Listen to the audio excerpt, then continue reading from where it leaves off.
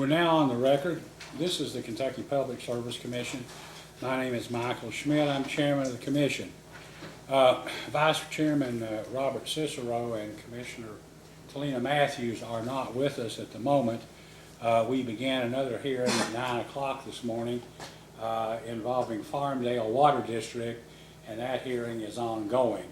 So at some time, an hour or 2 hours or so into this hearing, they will likely reappear. They will probably be, well, they obviously will all be involved in making some conclusions about all of these cases. The cases are all videotaped so that they're available on our website. Hearings in the large hearing room are streamed live over the internet. That capability isn't present in this room, but as I said, later this evening it will be on our website if anyone would care to look at it. Normally, in hearings before the Public Service Commission, we don't have a court reporter. The video constitutes the only official record, and then a staff member will type up just in brief summary what the questions are about, or a 3 or 4 word sentence of what the subject matter was about in terms of the answer. But for these proceedings, we've hired court reporters for each hearing. At the conclusion of the case, all of the hearings will be transcribed, filed in the record, and the transcripts along with the video will constitute the official record, and a copy of those transcripts will be made available upon request to the parties and their counsel. We're here today in case number 2019-0041, investigation into excessive water loss by Kentucky's jurisdictional utilities. Hearing this afternoon involves the West Carroll Water District. This proceeding constitutes, I guess, an investigatory hearing involving 11 water districts or associations. The other 10 are Morgan County Water District, Kaywood Water District, North Manchester Water Association, Estill County Water District, Farmdale Water District, Southern Water District, Hyden Leslie Water District, Rattlesnake Ridge Water District, Big Sandy Water District, and Milburn Water District. There are 2 other water districts which are a part of this investigation, but they're not joined in this case because there are separate cases already involving those districts, and they are Cannonsburg Water District and Martin County Water District. At this time, would counsel for West Carroll Water District please identify herself, her client, and those persons, including witnesses, who are with her here today on behalf of the district. Thank you, Mr. Chairman. I'm Allison Honaker with the firm Goss Sanford. I'm here on behalf of West Carroll Water District. With me today I have Vicki Edwards, who's the chairwoman of the board, Bill Osborne with Carrollton Utilities, and Chris Rose with Carrollton Utilities. Okay, thank you. And on behalf of the Kentucky Attorney General, who is the only intervenor in the case. Good afternoon, Chairman. Justin McNeil on behalf of the Attorney General's office. Okay, and on behalf of staff. Good afternoon, John Park, Staff Attorney with the Public Service Commission, and with me is David Foster, Financial Analysis with the Commission. Okay, thank you. I understand that notice of this hearing was provided, notice publication, and I think has been filed. Is Yes, that Your Honor. correct? We filed it electronically, and then we filed the paper copies today, the publisher's affidavit. Okay, thank you. Ms. Honaker, I guess we've been going on these hearings since it's an investigatory hearing as opposed to a rate case or what the kinds of things we usually have and you'd usually be used to. Our order of interrogation will be first Mr. Park on behalf of the staff, and then commissioners will ask questions. Mr. McNeil then on behalf of the Attorney General's office, and if you choose to, you may then ask the witness any questions on direct or redirect that you might want to in order to clear something up or to present whatever evidence you might want to. So you'll have the last chance to, if you choose, and you don't feel any need to do so, then obviously we wouldn't expect you to do it. Since Mr. Park will be asking the questions first, we would ask that when Mr. Park will identify the witness he'd like to interrogate first, and if when the witness comes up and after I swear in the witness, we would appreciate it if you could then ask the witness sufficient identifying questions to lead into his interrogation. Okay? Yes. Okay, thank you. Mr. Park, can you identify the first witness you'd like to speak to? Yes, staff would like to speak with Vicki Edwards first. Okay, Miss Edwards.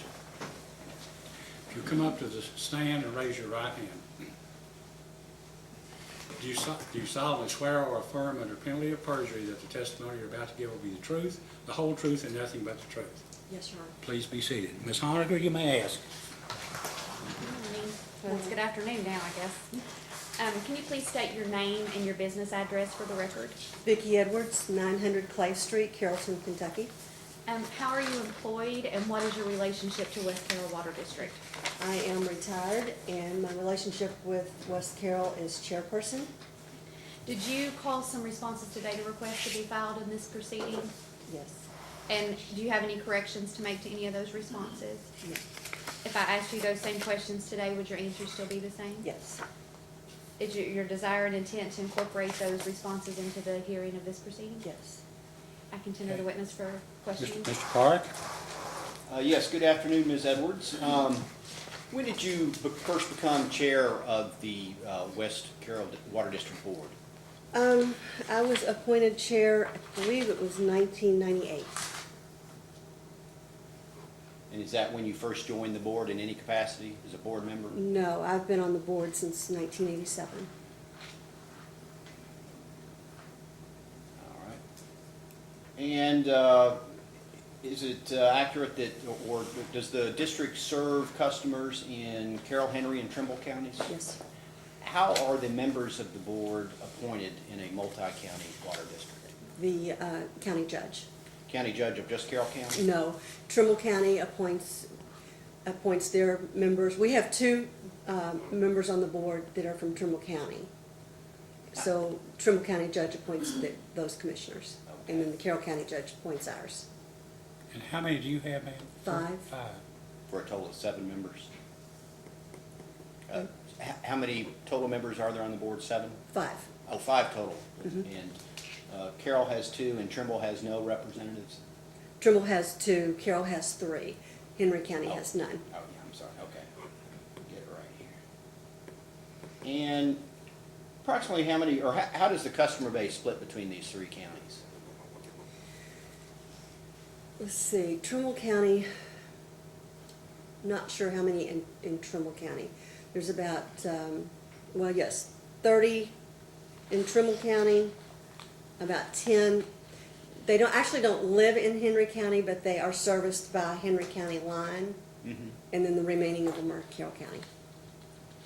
We have about 900, it varies anywhere from 950 to 975 customers. Has that customer base been fairly steady?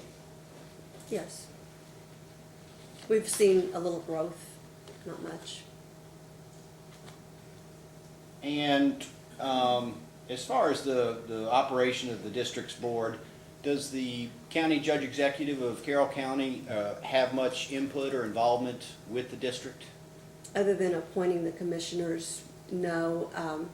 If we need assistance in obtaining grants or something like that, they help us out. Has there been much turnover on the board in the last 5 years? No, Who is the treasurer of the board? we don't have a treasurer. No treasurer? Has that been the case, or is it just a vacant position? It's because we are under contract with Carrollton Utilities, and they have a finance director, and they handle all of our work there. And then we use Razor Zapp and Woods for our audits.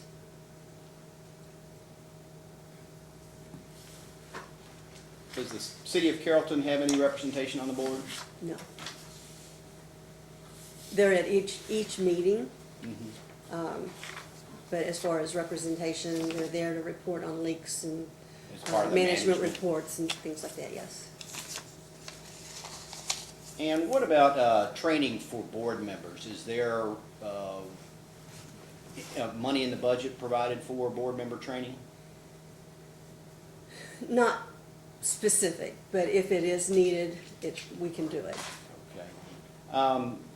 How much training have you've been on the board a long time, so I assume you've had plenty of opportunities to get training? I attended the PSC training, and the last one that we all attended was in August. I think it was August 2010, 2010. General Butler State Park. And just generally, please describe the current financial condition of the district. I think we're pretty solid. We have $380,000 in cash and investments. We have $1 million debt. 45 to 50,000 of it is net profit, and our depreciation's 106,000.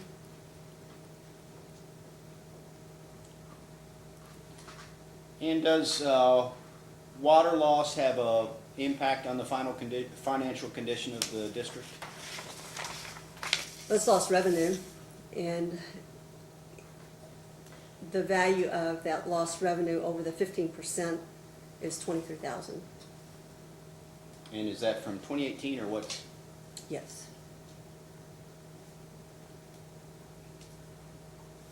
Now, the loss below 15%, you can recover that in your rates. Yes. That's correct.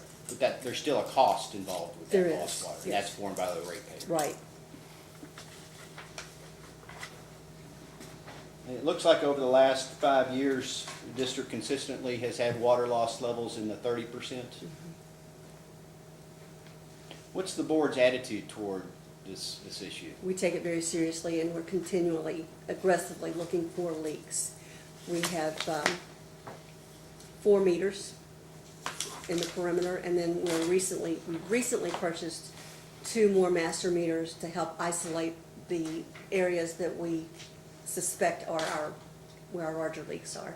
So to divide the district into Yes. zones and be able to monitor that. But the leaks, I think we calculated it's 24 gallons per minute. And so it's hard to find the leaks. We fix one, we get another one.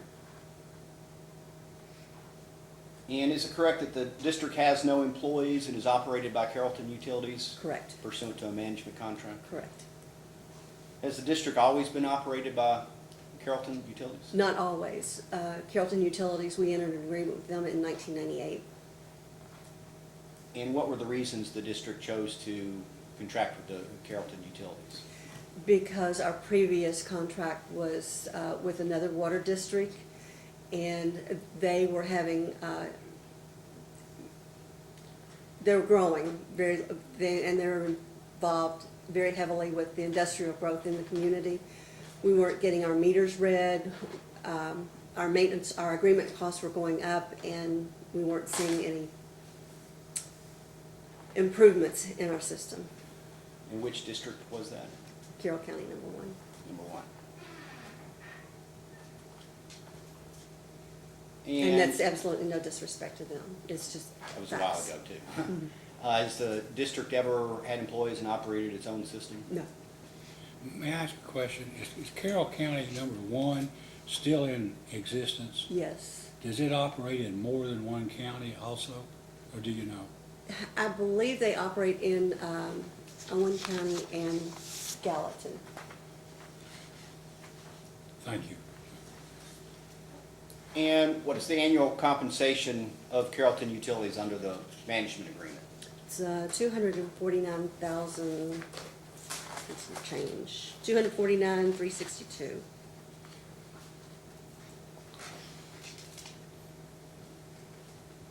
And how is the compensation level determined? Is that the result of a bargaining, or does the city basically say this is what it's going to cost? No, they base it on 2.5 field people that's dedicated to our area. Accounting cost is about $28,000. They allocate the cost of one vehicle, $6,000. Equipment, $9,000. The FICA taxes, which comes out of the commissioner's checks, it's $13,000. and some change. Retirement fund, 30,000. Health insurance, 43,000. Superintendent, a portion of his salary is allocated to that, it's 20,000. So it's basically So you have agreed And then upon our- allocation. purchased water. You mentioned something about checks to the commissioners, or do you Yes. mean, Yes, are the commissioners paid? yes. And what are they paid? It's $150 a month, Mhm. less taxes. And what services does the city provide under the contract? And when I say city, I mean Carrollton Utilities. They do all of our meter readings, they do the billing, they they do our leaks, anything that needs to be done. How about capital planning or They help us with all of that. financial? And as far as leak detection, is there anything specific in the management agreement about what Carrollton Utilities is required to do? Any limitations on what they're required to There are do? no limits.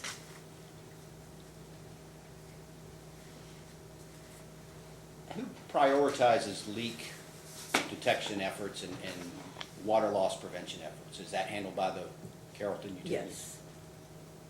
And it's on a priority basis. The most urgent is taken care of immediately. On the district's line? Do you know how the Carrollton Utilities would prioritize leaks on its system versus on any concern that it might prioritize the leaks on its system before the ones on the district system? If there's customer outage or something like that, they take care of those immediately. They take care of those first. Their own problems first? No. Whatever system may be out of service, I see. that's who's gonna get priority. On all the systems they All of the systems. operate. Mhm. And how many water systems does Carrollton Utilities manage? Just ours and theirs, Okay. as far as I know. Is that correct, Bill? I've seen reference, I think, in some of the documents that perhaps at one time there were more than that, but I could be mistaken. So it's just its own system and And Carrollton, and West West Carroll. Carroll.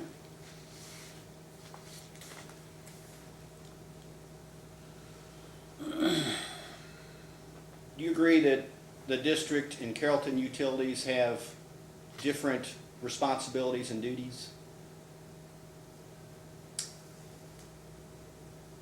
Yes. For example, the board owes its duties to the district's ratepayers, Yes, whereas Carrollton Utilities is under contract with the district, but it owes its duties to its Yes, yes. citizens and ratepayers.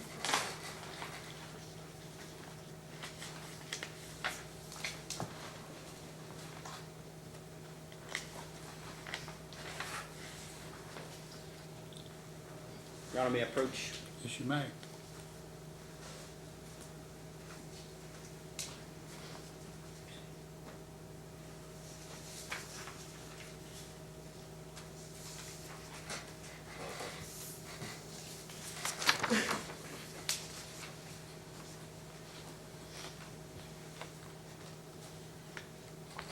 Ms. Edwards, can you identify this document, please? yes, it's a supplemental agreement between Carrollton Utilities and West Carroll Water District.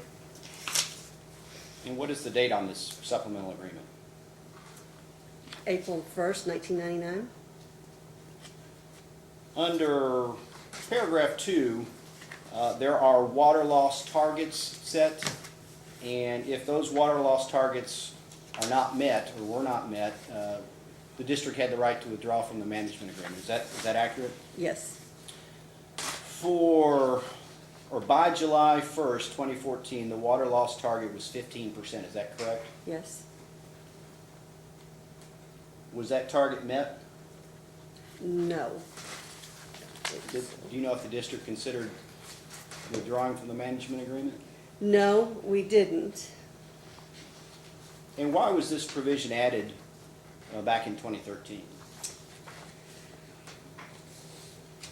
I believe it was because PSC had brought it to our attention, our water loss, and was a concern, which has been a concern for the district as well. We are in a flood area, and we've had several floods and several washouts, large main breaks that we weren't either, once we located them, because of the conditions and where they were located, we weren't able to get to them. So some of this was not within our ability to get it taken care of. Not related to the operation of the Yes. system. And was there any consideration of withdrawing under the agreement, or was that just not a practical It option? was never a consideration, and it really wasn't practical. Did the board track whether these targets were being met or discuss them? We discussed them at every meeting. Currently, are there any incentives under the agreement for Carrollton Utility to reduce water loss? Nothing other than an attaboy. And no disincentives for not making, reducing water loss? I guess we could add we could pull the contract, but I think that would be cutting our nose off to spite our face. 'Cause we Not a wouldn't have any. practical alternative. Yeah, it's just not practical.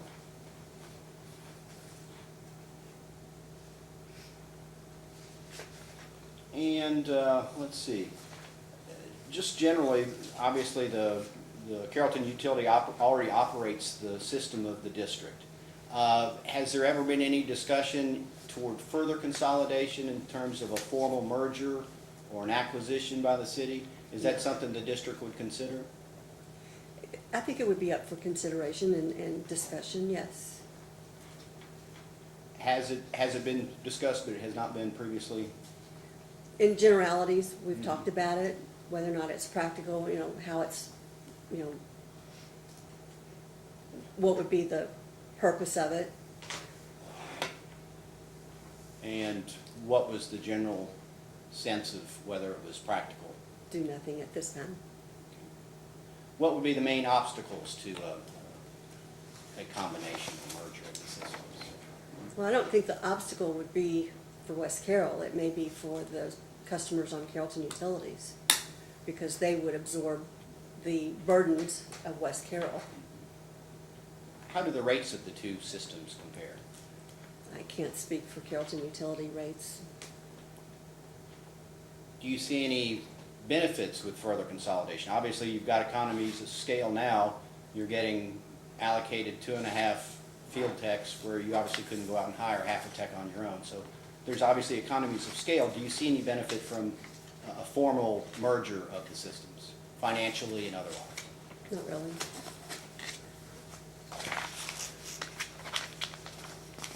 Well, I assume that Carrollton Utilities is making money, they're not servicing your district's actual cost. They are selling you water, correct? Correct. So, I don't understand why, other than eliminating that, whatever profit margin there might be, and possibly a difference in water costs, although I understand sometimes municipals sell water to county customers even when it's in their own system at a higher cost because of the distance of transportation and pumping. But an elimination of the fees or the amounts received by the commissioners, it would seem that your customers ought to, their rates ought to be lower, or at least no higher, if the city of Carrollton basically incorporated your water district into their utility system. I don't know if anybody ever studied it, if you ever had an analysis, and Carrollton might not want to do that for some reason. True. I don't know. But I don't guess you've ever had a serious discussion about it. No. What do you think county governments would think about the possibility of the city of Carrollton's utility providing services to county residents? Would that be an issue, do you think? I don't know. I don't know. Thank you. How often is the management agreement compensation renegotiated? Once a year. Your Honor, I'd like to offer this supplemental agreement dated April 18, 2013, into the record as PSC Staff Exhibit 1. Any objection? No, Your Honor. No objection. Let it be so filed as Exhibit 1, PSC Exhibit 1. It's part of their duties under the management agreement. Is it Carrollton Utilities' responsibility to represent the district with respect to the Public Service Commission Division of Inspections and their annual inspections? Yes. That's something they handle. Yes. I will direct my questions regarding those inspections to one of the other witnesses. Okay.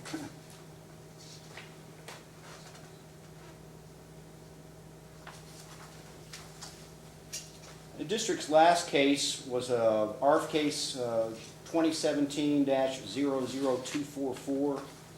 In that case, staff determined that the district's operations support a rate increase of 20.43%, and the district chose to take 20%. Is that accurate? Yes. What prompted the district to seek a rate increase at that time? Cost of operations, And is that primarily the changes in the compensation of the management agreement? yes, if water rates go up, operating costs go up, cost of replacing lines, things like that. How is the cost of replacing lines paid for? Is that something that district finances itself, or is that something that the Carrollton Utilities handles? And It depends on the size of the project. If it's something that we can handle financially, we do it ourselves. If it's something that is a much larger project and it requires funding, then we'll seek out financing opportunities wherever we can get them. Through Grants or rural development, or is that through the Carrollton Utilities on these larger projects? Carrollton Utilities helps us with all of that stuff. And when I looked at the application, it looked like Chastity Robbins prepared the application, Yes, and you referred to her previously as the Director of Finance for Carrollton Utilities. Yes. Is that correct? Does Carrollton Utilities have any role in calculating rates or determining revenue requirements? Do they provide any services with respect to the rate-making side? yes. And what They assist us with all of that.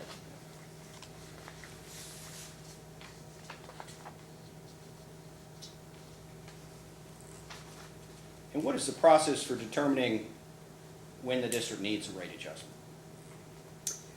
Once we've looked at the budget or we've had the audit done, and if our CPA recommends that we go for a rate increase, then that's when we'll do it. Okay. Does Carrollton Utilities have any role in recommending a rate increase? They can, yes. Do you have any concern about the city increasing the amount it charges the district under the management agreement and then handling the rate case to generate the revenue necessary to pay itself? Is there any No. conflict there?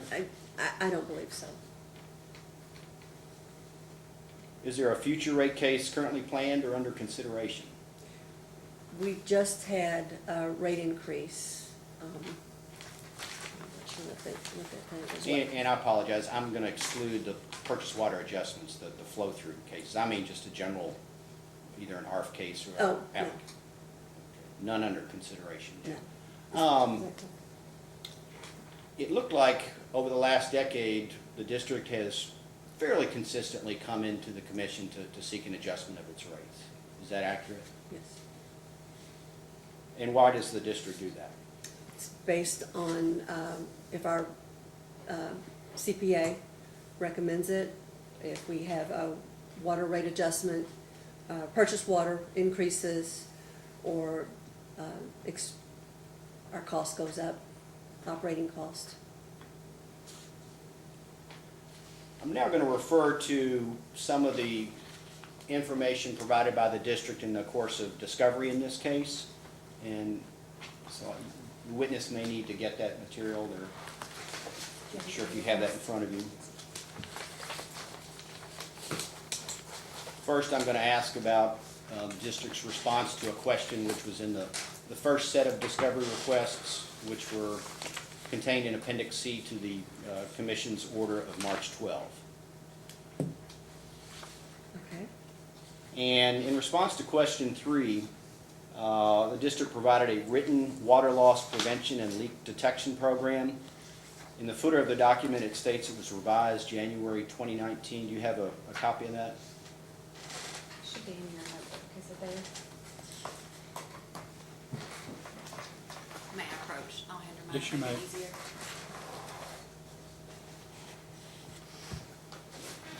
Yeah, that's it. Yeah.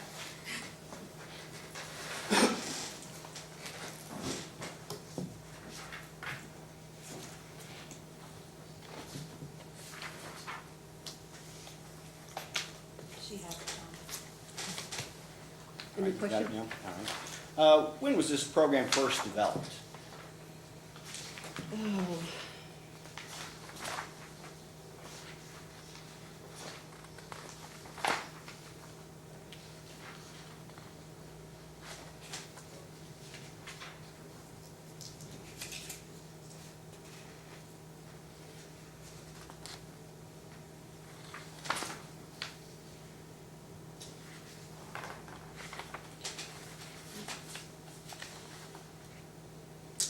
January 17th, 2000, no, that's not it.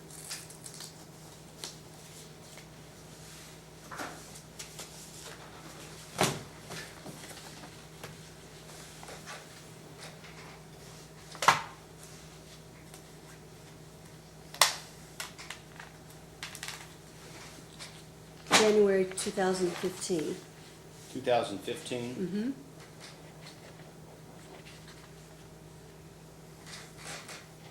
Do you recall what prompted the district to develop this program? Was continuing water losses?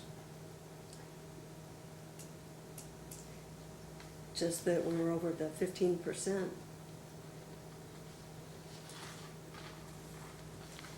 And do you recall who prepared this program for the district? Carrollton Utilities, along with input from the board.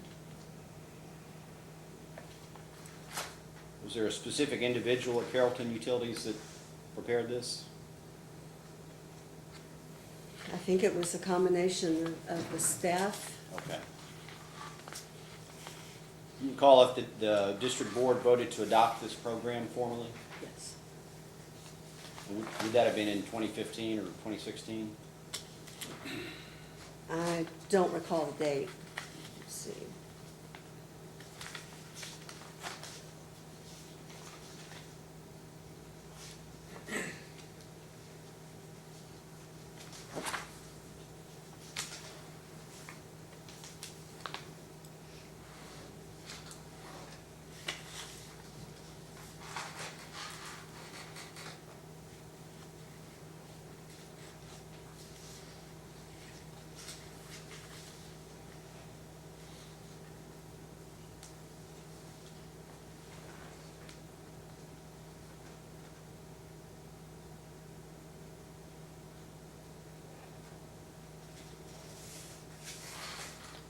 I'm sorry. You don't know? I'm I sorry. don't recall the date. Okay, I'm sorry. If you'd answered, I apologize. Does the board track the district's compliance with this program and whether it's following the procedures and meeting the goals? Yes. And does it have a specific board member assigned or a process in place to track, We review it every month. review The water loss. water loss reports? But specifically with respect to this program, is this something the board has talked about in the last 2 years? Oh, yes. Okay.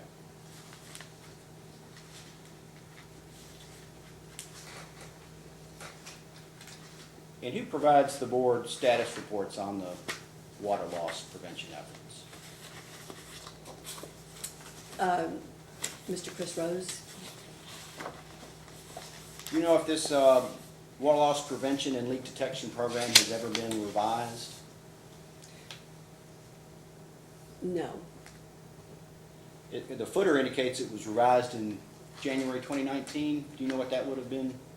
Now, that may be, well, I don't think so. We just recently added, gave approval to add 2 new master meters to the system to assist with finding leaks. Okay. And then the utilities also bought a collaborator, I think is what they call it. It's some equipment that will go out and help detect leaks. And recently, we just started using it, and I know that they said that they can get within 6 feet of a leak. So they're pretty confident that this equipment is gonna help. But again, when we're dealing with 24 pounds of pressure, over 109 miles of line, it's kind of hard to find it. Especially when we've got some major stream crossings in the Ohio River, Kentucky River, and some large creeks. Now I'm going to have you And then refer. could I add that Sure. the terrain, we have some pretty rough terrain, and one of our extreme or high leak areas is along Highway 36, and that's a major highway that follows the Ohio River.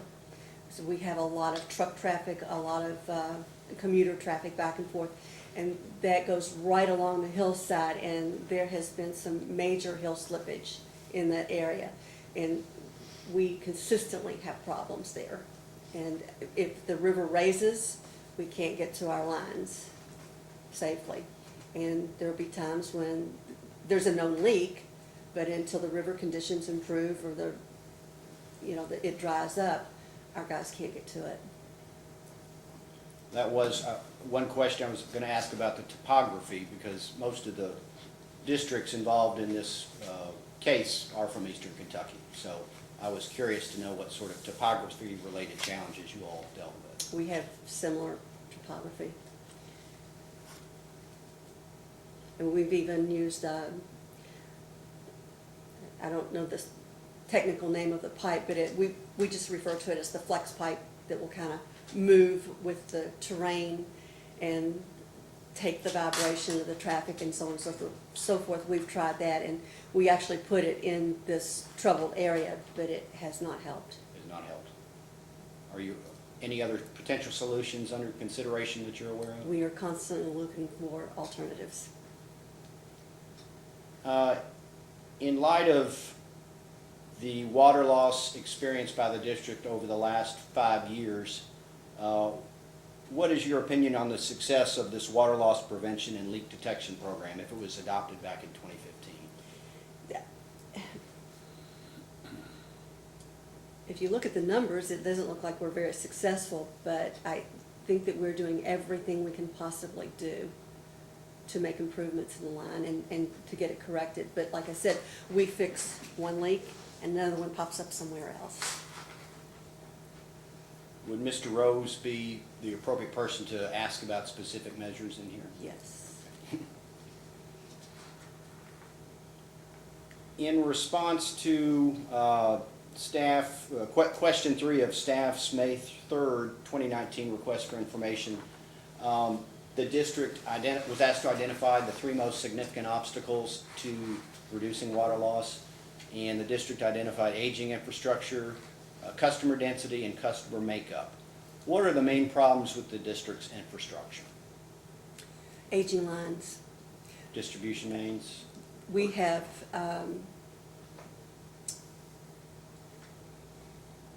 our main lines, let's see, our oldest main is 43 years old. Our newest main is 7 years old, so the average age of our mains are 28 years. Do you experience more water loss with the older mains? Mr. Rose would have to answer that one. And we've even questioned the quality of the pipe, the type of pipe that's in the ground. Every time we have what's the pipe look like? Should we go to a different type of pipe? What sort of pipe material is used in the system? I'm going to have to defer to Mr. Rose.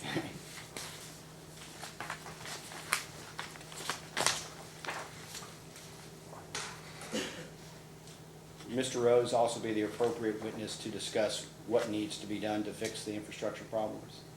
Yes. Does the district have a plan in place to replace infrastructure? We have talked about, as money becomes available, starting with our problem areas and trying to tighten up the system that way. And again, every time we tighten it up someplace, one place, we pop up somewhere else. We call it a sieve. There's no specific plan, we're gonna replace this line by 2021, this one's scheduled for this year, or is it just gonna be as monies become available? It's as monies become available and when the situation warrants. Is the district looking for financing for these infrastructure projects? Always. Is that done by Carrollton Utilities on behalf of the district, or Yes. does district, okay. Yes. Do you know what sources of funding they have looked at? I believe you mentioned a few, but if you could. Rural go over them. development, KIA.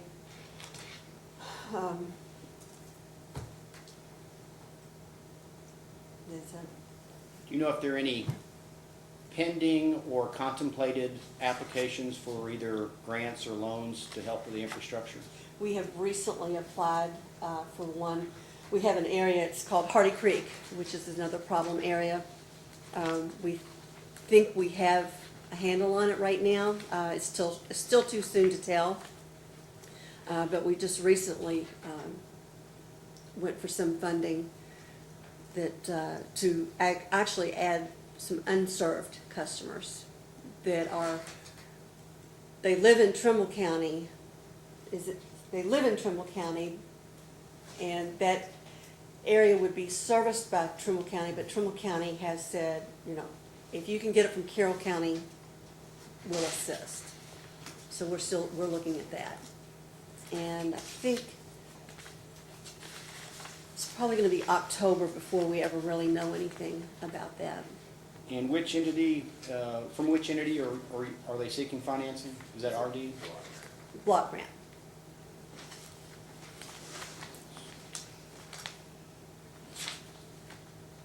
Who is responsible, the district, for ranking and prioritizing line repairs? Is that something that's done at the advice of the Carrollton Utilities? It's discussed at every board meeting, what problem areas we have, and we look at the urgency, the volume of water that's being lost in an area, whatever the problem is, and we go from there.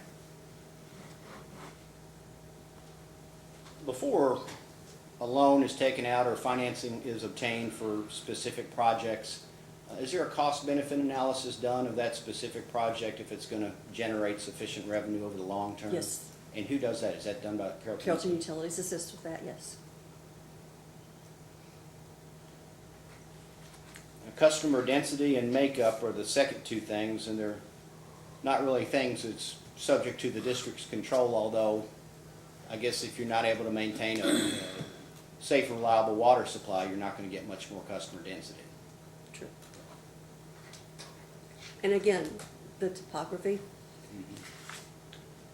Is the district, availability of other infrastructure, you know, gas, affordable electric, because that area is also served by either Kentucky Utilities, Shelby Rural Electric, and Shelby Rural Electric being a co-op is a much more expensive utility. So, you know, to live on that end of the county, it's a little more expensive, but and it may be, the guy here on this side of the road is Kentucky Utilities, but the guy on this side of the road is Shelby Rural Electric. And then the same thing, if we have a booster station or something, and it may be powered by Kentucky Utilities, or it may be powered by Shelby Rural Electric. bills like that are paid by Carrollton Utilities as part of the management contract? Pardon? Are bills like that, the power for the pump station, paid by Carrollton Utilities? The West Carroll pays it. Okay, and all that invoicing is handled by Carrollton Utilities, but the checks are signed by the district Yes. or the board? Mhm.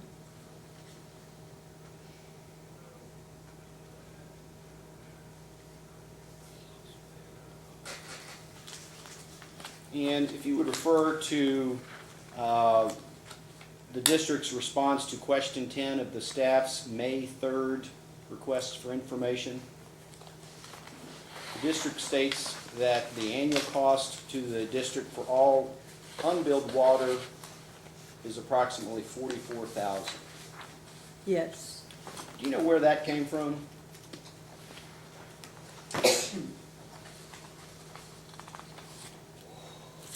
What That figure? where that figure came from? It was provided by Carrollton Utilities, the cost of water versus our loss.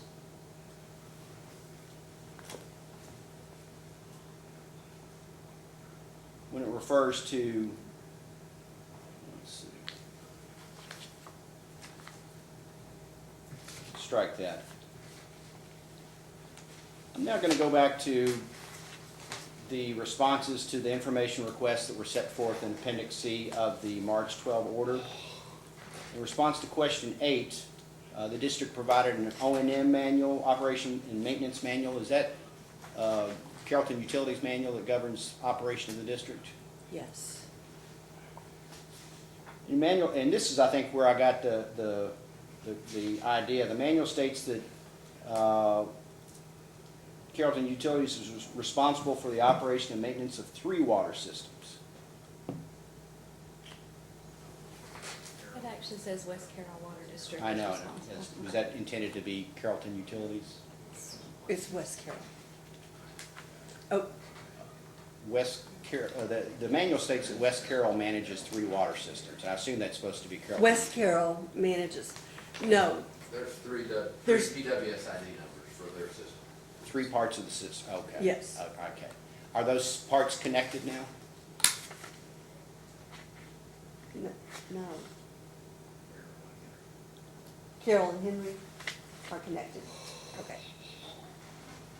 When you say Henry, is that just the portion of the district system in Henry County, or It's, are all lines owned by the district interconnected, I guess?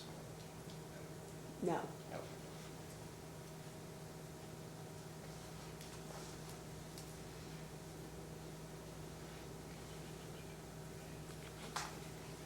In refer to response to question 29 of the information requests set forth in Appendix C, the district states that the board established a goal of 15% water loss on July 1st, 2014. Board had not established a deadline for, or a target date for reaching this goal. Has the board addressed revising that goal and putting a target date on it? We did put a target date on it for April 1st, 2022. And is the goal to reach that 15%? Yes, it is. Do you think that's a realistic goal to reach by that date? Not really, And why is that? because of the age of our lines, the infrastructure, or the terrain.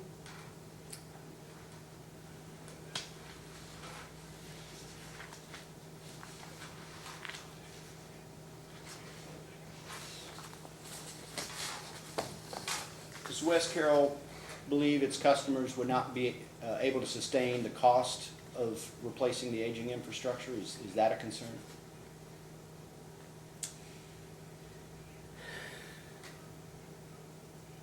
I think it would be an extra burden for the customers because they do pay a higher rate at this time.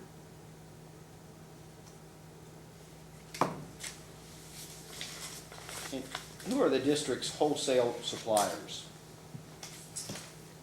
Milton, City of Milton, Trimble County, Henry County, and Carrollton Utilities. How do the purchases break down, roughly? Let's see. Percentage, Yes, just real roughly. I would say 80%, 90% Carrollton Utilities provides the water, noting they have softened water we like, and so do the customers. Milton is probably 5 to 10%. Trimble County, I don't know, about 10. Trimble County, we don't really, we have an agreement with them, but we don't purchase water from them currently because their rates are higher. I see. And then Henry County is a very, very small portion. And would it be correct that the water supplier used sometimes depends on where the purchase point is with respect to where the customers are? Yes. What about the master meters at the purchase points? Do you know if those are tested regularly? Yes, they are. And is the district provided results of those tests? Yes. Does the district also make wholesale sales of water? I don't know.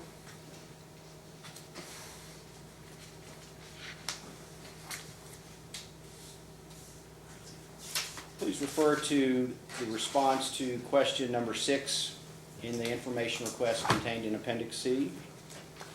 And the district states that it's been involved in 3 multi-jurisdictional projects, the countywide underserved project, the Carroll County Interconnect project, and the Focus on Core Mission projects. If you could explain generally what each of these 3 projects involved. Could I defer to Mr. Rose or Mr. Osborne on those, please? They could explain them more intelligently than I could. Okay. Would the Carrollton Utilities have initiated these projects, or county judge executive, or Yes. Joint. joint? Are there joint planning sessions ever between the district, the county judge executive, and the city? Yes. Yes. And how often are those? Once a year. Once a year?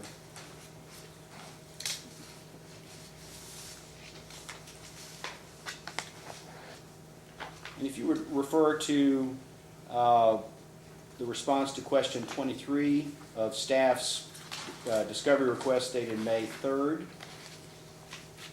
and that's regarding the district's leak adjustment policy. According to the district's tariff, the customer pays the standard rate on its average usage, and then for any usage above that, pays the district's wholesale rate. Is that correct? Correct. According to the monthly water loss report filed by the district for April 2019, the district's water loss was 43.3%. So for every 1,000 gallons the district sells, it has to purchase more than 1,400 gallons. Is that accurate? Yes. Does it seem appropriate for the district to charge the customer with a leak for water in excess of average usage, the rate it pays to suppliers, when the cost to the district of providing that water is significantly more?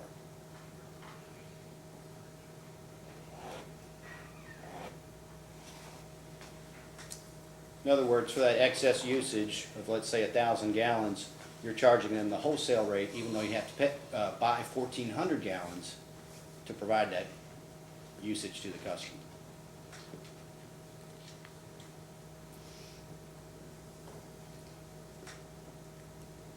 I'm not sure how to answer that. Do you understand the question? Repeat it, please. Certainly.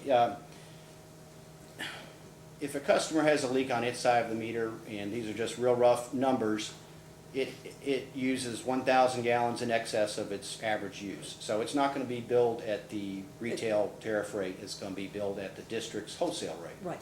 So let's say that rate is $2 for 1,000 gallons, per gallon rather. So the customer pays the district $2,000. To provide that 1,000 gallons, the district has to purchase 1,400 gallons. And at its wholesale rate, that's $2,800. So basically, the district is selling the customer 1,000 gallons at its wholesale rate for $2,000, whereas it has to pay $2,800 to provide that to the customer. Does that make sense? It does make sense? Well, no, it doesn't. Okay. Is the district willing to revise that leak adjustment rate to reflect the true cost to the district of providing that volume?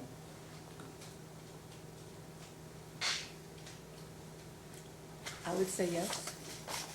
And is the district aware that the commission allows the leak adjustment rate in the tariff to be revised through the tariff filing process, and that no formal case is required?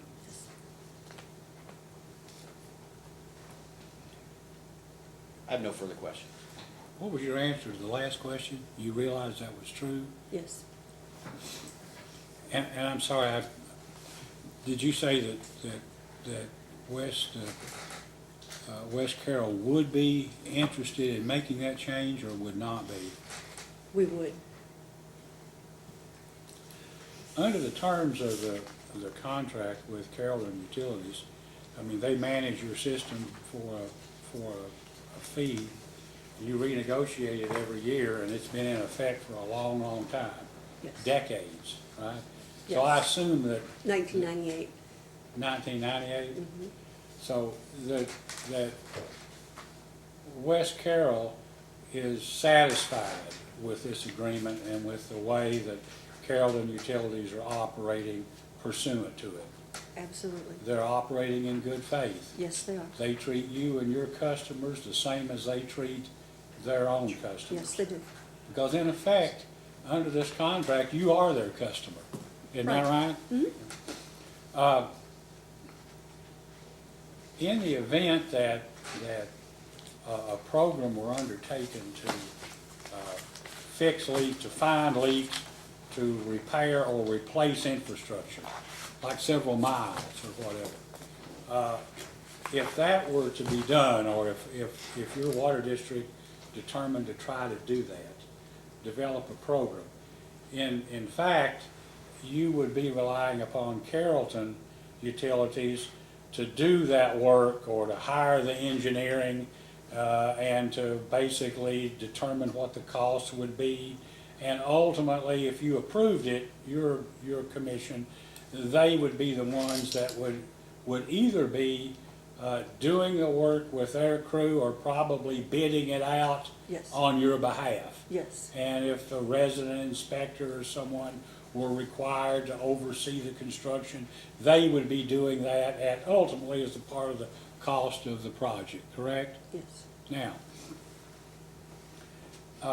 I don't know if you're aware of the Public Service Commission's position or not. And one of the issues or one of the problems with infrastructure replacement has been this, that over the years under this alternative rate procedure, which is a, sort of a progressive type program. All over the United States, utility commissions have all been encouraged to have programs that don't require lawyers, where the staff comes in and helps the utility so that to keep costs down. And under our procedures, we don't allow the recovery in rates of water loss above 15%. You know why that regulation is there?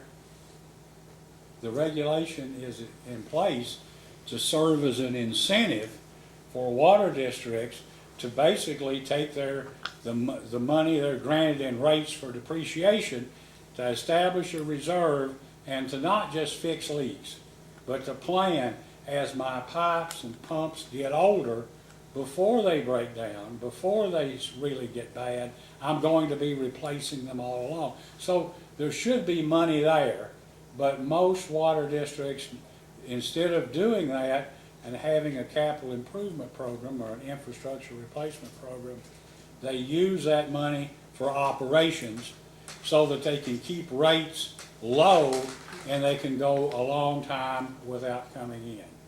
But when that happens, and then you have an infrastructure problem, like perhaps you do, here's what happens. You come in for a rate increase and you say, gee, I may need 25%. The analysis, the financial analysis here may look at it and say, you know what, you really need 30%. But guess what? Because of your water loss, we can't give you an amount of money above 15, so we're cutting you down to where you're only maybe going to get a 17% rate increase when you wanted a 25, and our people thought you ought to have a 30. So you're spiraling down into a death cycle that means that your system ultimately collapses, and that's not what you want, and it's not what we want, but that's what happens inadvertently, okay? So what this commission has been trying to do and tell people is that we will we will grant districts surcharges or a rider, which can be used solely for infrastructure, leak repair, for building up your inventory and things. It's almost the same as if we just gave you the rate above 15%. Right. But if we gave it to you, you wouldn't use it for that purpose. Because nobody uses it for that purpose now. So on those programs, the Public Service Commission would say, okay, ultimately you're going to need to get somebody to give us a plan. It'd be nice if you had it when you ask for it, but if you don't, we'll allow you to collect the money. You've got to put it in a special bank account. You can't use it until we approve you writing checks for it. And when you come back with a plan, that basically you will have money available to either use for those purposes or to help you pay a loan that you get to basically, get your infrastructure up to date. So, I mean, we are now having people actually apply for, after a couple of years of preaching this sermon, actually getting some utilities. One within the last week or so applied only for a surcharge and set out what they wanted to do with it. And we've had others, some in western Kentucky, come in and ask now for the same thing. And so I don't know if you'd be interested in that or not, but it would be structured to meet the demands that your district might have to get its water loss down.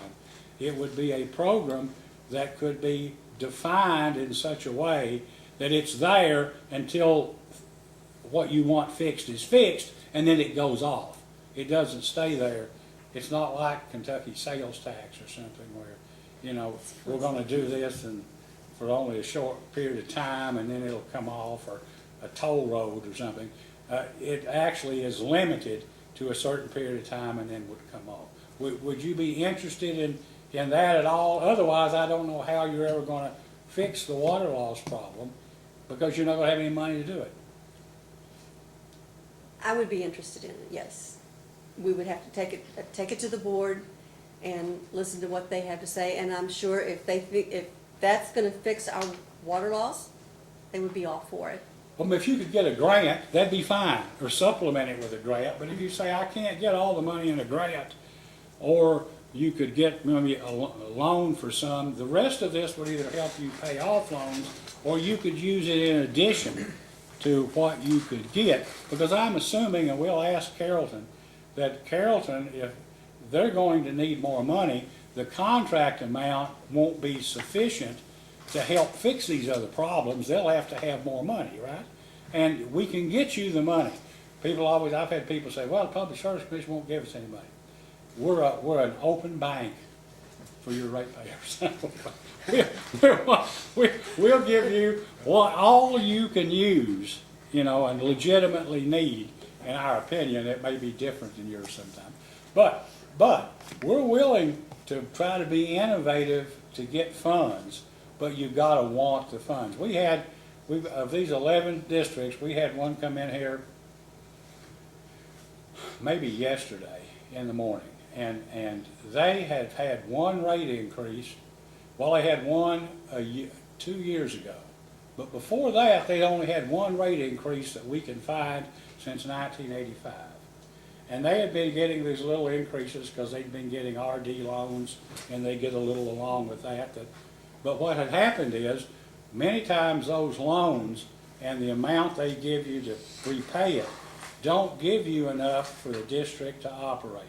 And finally, they didn't realize it, but in something like about 2014 or 15, they were going broke and didn't know it.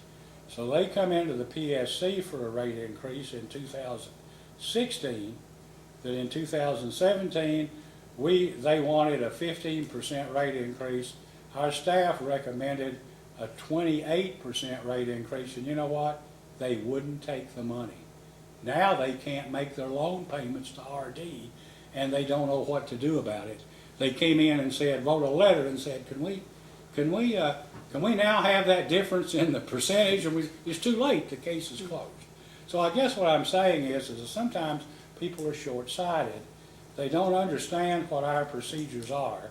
But I can tell you, you've got a good lawyer and a good law firm here before you now, and sometimes it's if you get a lawyer that practices before the Public Service Commission, when you have something like money involved, it's a good investment because they can tell you what we can and can't or will and won't do.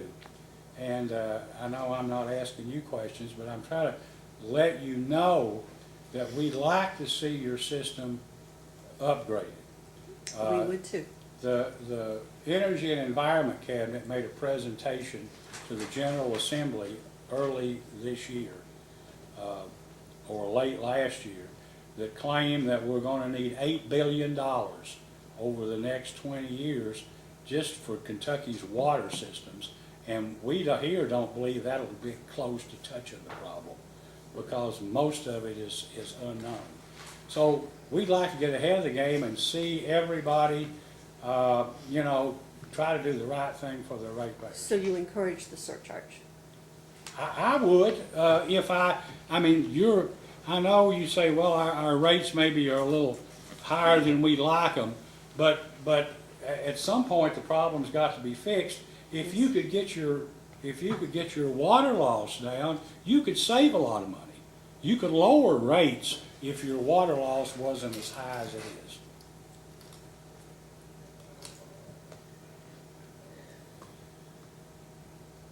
But when I say do it, just think about it.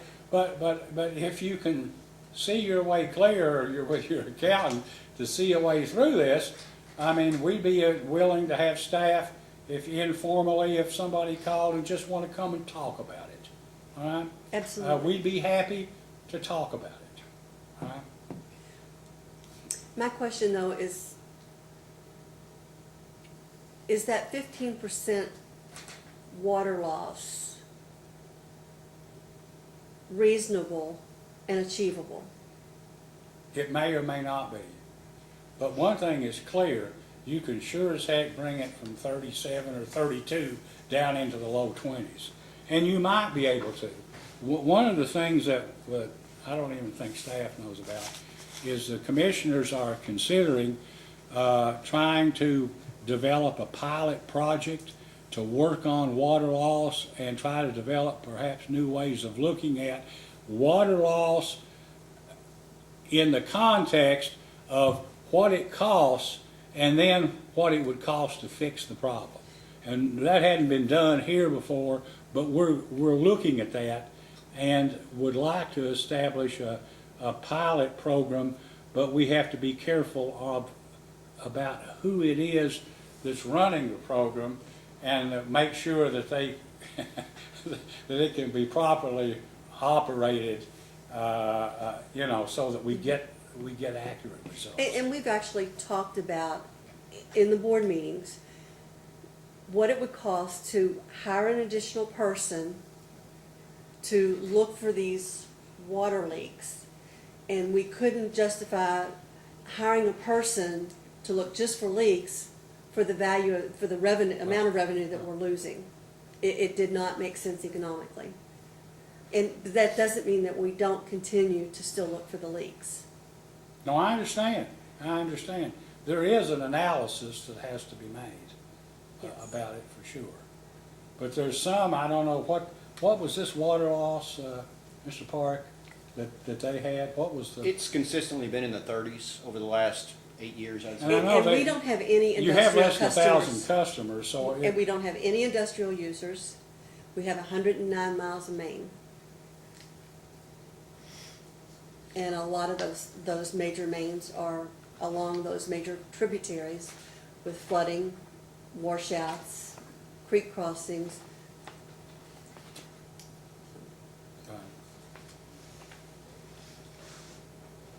But we've had, I mean, in natural gas, small natural gas companies, we have a regulation that will not allow them to recover in rates natural gas loss above 10%.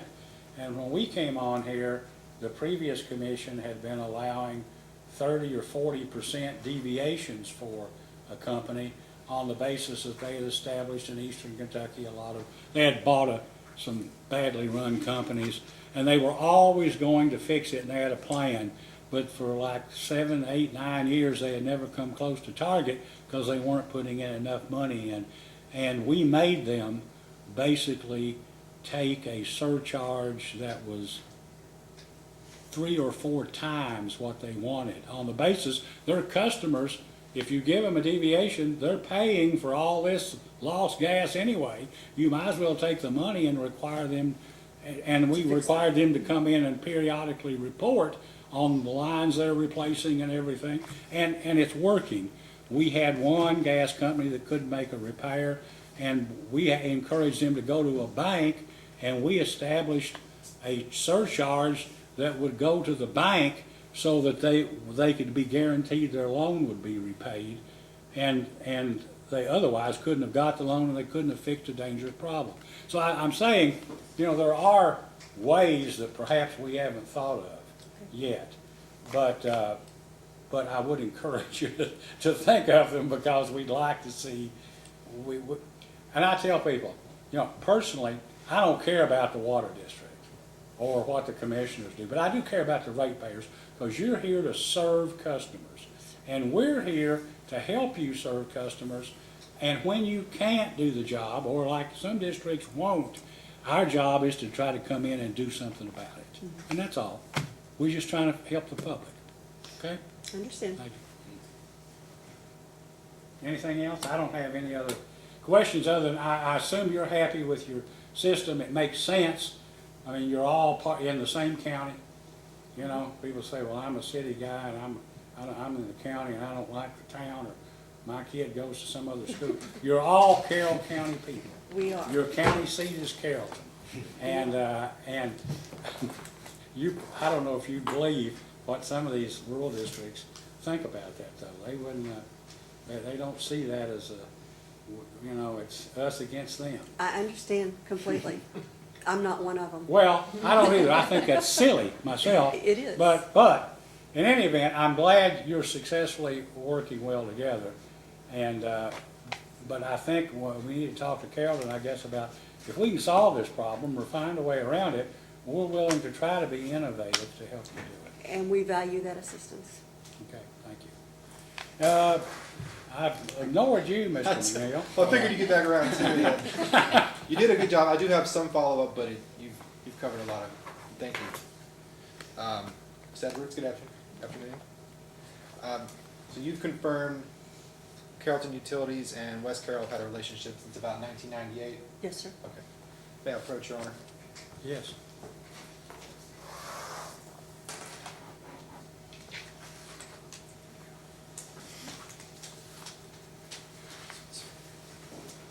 I think you have a copy, right? I do that. Ms. Edwards, this is a collection of the operational agreements between Carrollton Utilities and West Carroll.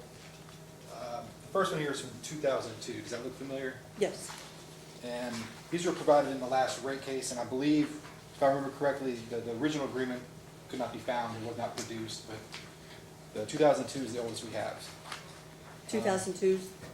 That was the oldest that was provided before, yes. So on the fifth page there, Exhibit A to the 2002 agreement. Tell me when you get there. Mm-hmm. That has the annual compensation set back in 2002. Yes. So is it correct that it was about $115,500? Yes. Okay. And earlier today, you said the latest number was 249,362.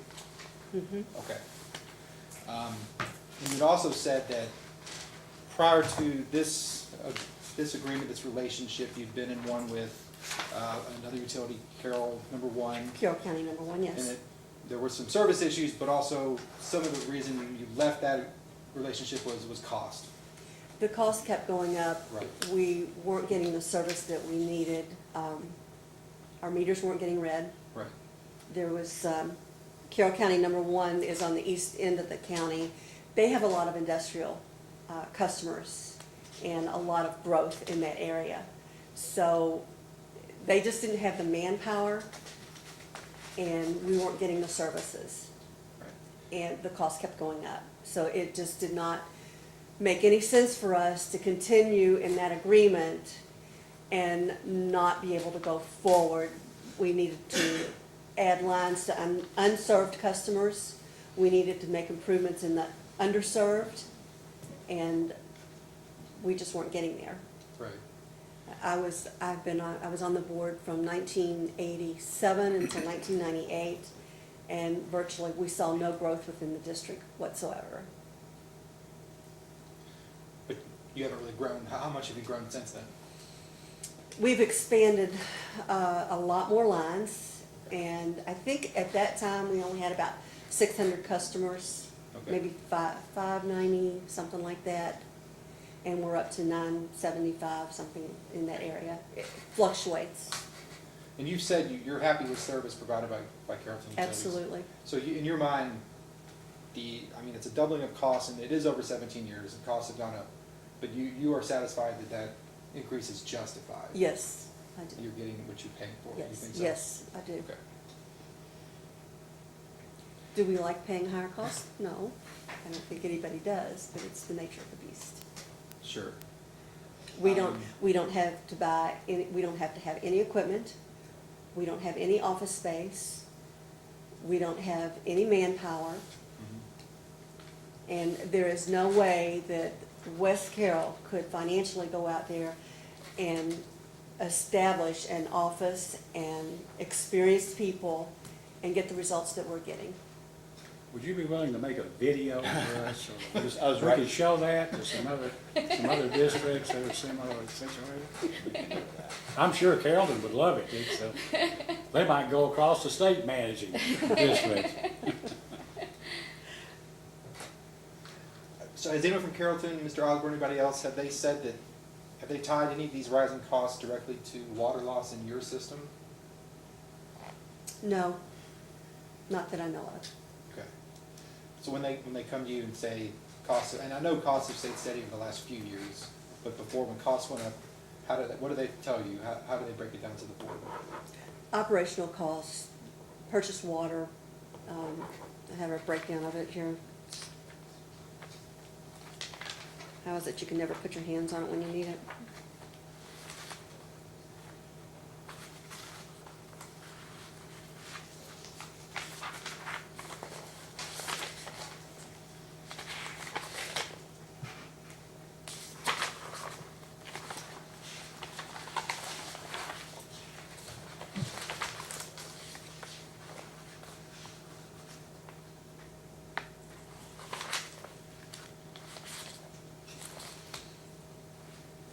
See. The breakdown of the agreement, meter readings about almost 15,000. Customer service, about $800. Maintenance to the mains, about 31,000. They allow 6,000 for the truck, 9,000 for equipment. General maintenance, 56,000. Operating supplies, 500. Accounting and office labor is about 28,000. And of course, the FICA on the commissioner's checks, 13,800. Employee benefits, 4,600. Employee benefits, sick pay, and that's the allocated employees. Right. Is that correct, Bill? Correct me if I'm wrong. 44,89. Benefits and vacation, 48,51. Right. Let's see, insurance, 43,700. Retirement, 30,700. Education and training is $1,000 allocated for that. So, I'm sorry, you did go over some of those numbers before, so I'm sorry. But they tell you exactly where each increase from the last, and they Yeah. justify that to you and the board? yes, Is it right that Carrollton Utilities employs a grant writer that assists you all? Is that true? no. So in terms of funding requests, how do you know what they do? They just tell you they've prepared grant or request? We go through RD and KIA and then block grant. But they handle all those requests for Yes, yes. West Carroll.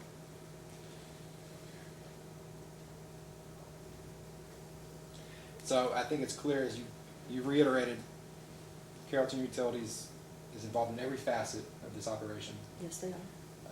I know you've expressed some willingness to consider it. What reason is there against merger at this point, in your mind? I don't have any opinion one way or the other. I'm open-minded. I would be willing to do what's in the best interest of the community as a whole, not just West Carroll, not Carrollton Utilities, looking at the whole picture. So I'm not opposed to or against or for, one way or the Right. other. I would want to look at the overall benefit of that possibility. Would you agree that if a merged entity between those two, there would be an even greater incentive to fix the water loss problem? Yes?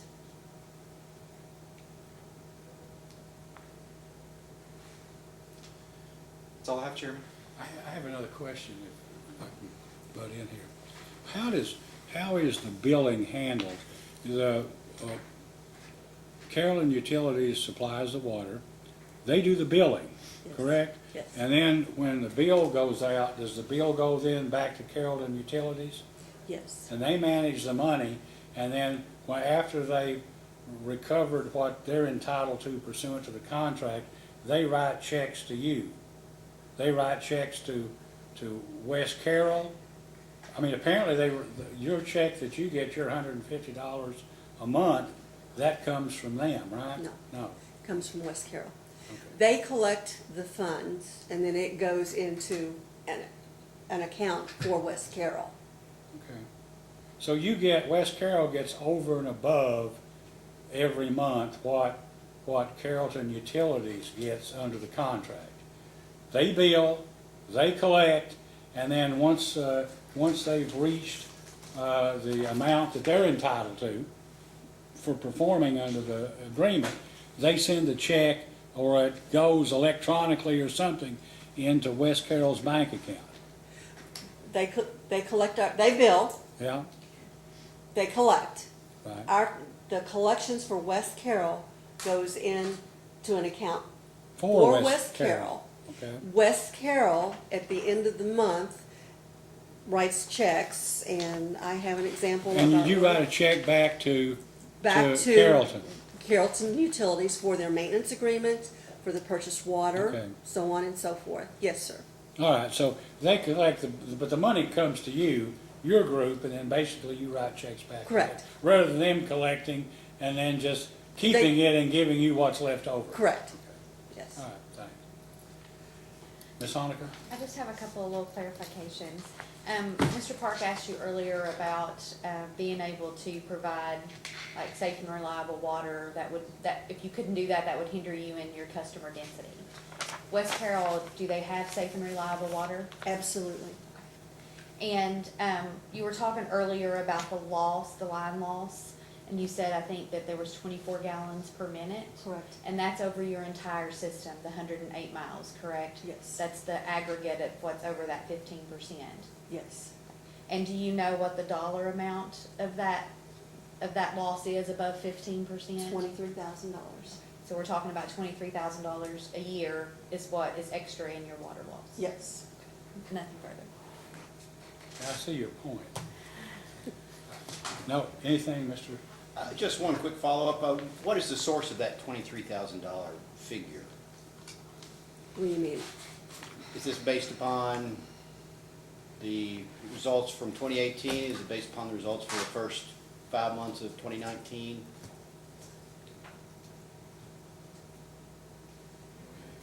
Well, yeah, we'll ask you, but it'd be good to know now, just for the heck of Mr. it. Osborne. 2018, it was the entire 2018. 18 years? All right. Yeah, just how is it calculated? We'll get to Mr. Osborne. Okay. Sorry. Sometimes we have to go outside the lines here just to make it make sense. Thank you. I have nothing further. May this witness be Yes, Your Honor. excused? Yes. And you may step down. Thank you. May call your next witness, Mr. Parker. Yes, the commission would like to hear from Mr. Chris Rose.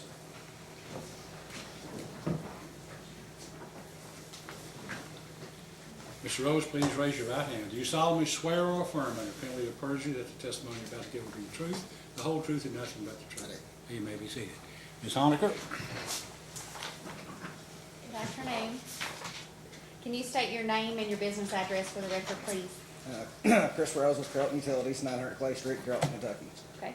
And so you're employed with Carrollton Utilities. Explain what your relationship is with West Carroll Water District. I am the superintendent for Carrollton Utilities, and a portion of my time is spent organizing, prioritizing, managing, supervising the crew that we have dedicated to the West Carroll side. And did you cause certain data request responses to be filed into the record of this proceeding? Correct. Do you have any corrections to make to any of those No, ma'am. responses? If I asked you those same questions today, would your answers be the same? Correct. And is it your desire and intent to incorporate those into the record of this proceeding? Yes. I continue the witness for questions. Parker? Good afternoon. Good afternoon. How long have you been superintendent at Carrollton Utilities? 20 years? 20, okay. And you indicated that a portion of your time is spent on managing the West Carroll Water District system, is that correct? Correct. And you mentioned a dedicated crew, Correct. so you have specific employees assigned just to that system? Correct. To what extent do you share crews or move people around, share equipment? In other words, is the system operated as a single system? It is operated really as a single system. We have dedicated crew to that side. We've got equipment that all crews share, being a water, gas, and sewer utility. We've got all the equipment necessary to get whatever equipment we need at whatever time in any place. Approximately how many water or employees on the water side does Carrollton Utility have? We have 14 certified distribution operators. And did I see there's an engineer on staff as well? 3.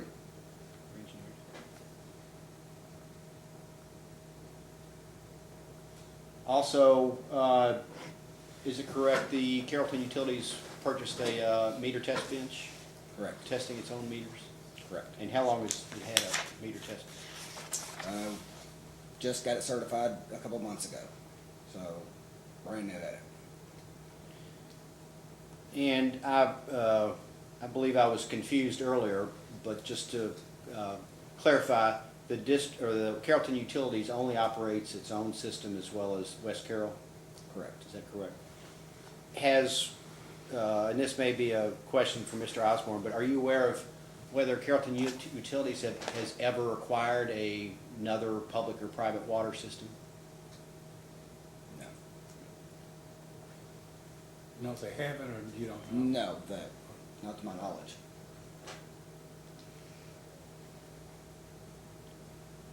From an operational standpoint, is there any further integration that you think could be a benefit to the district or Carrollton Utilities?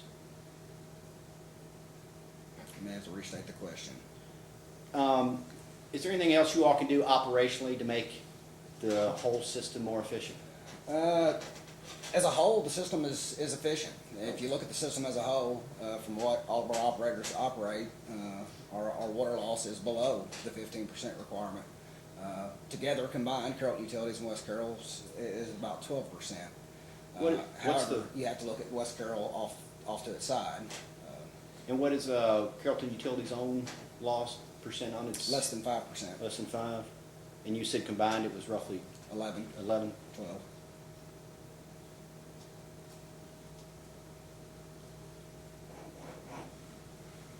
In your opinion, do you think Carrollton Utility has sufficient leak detection equipment for the systems it manages?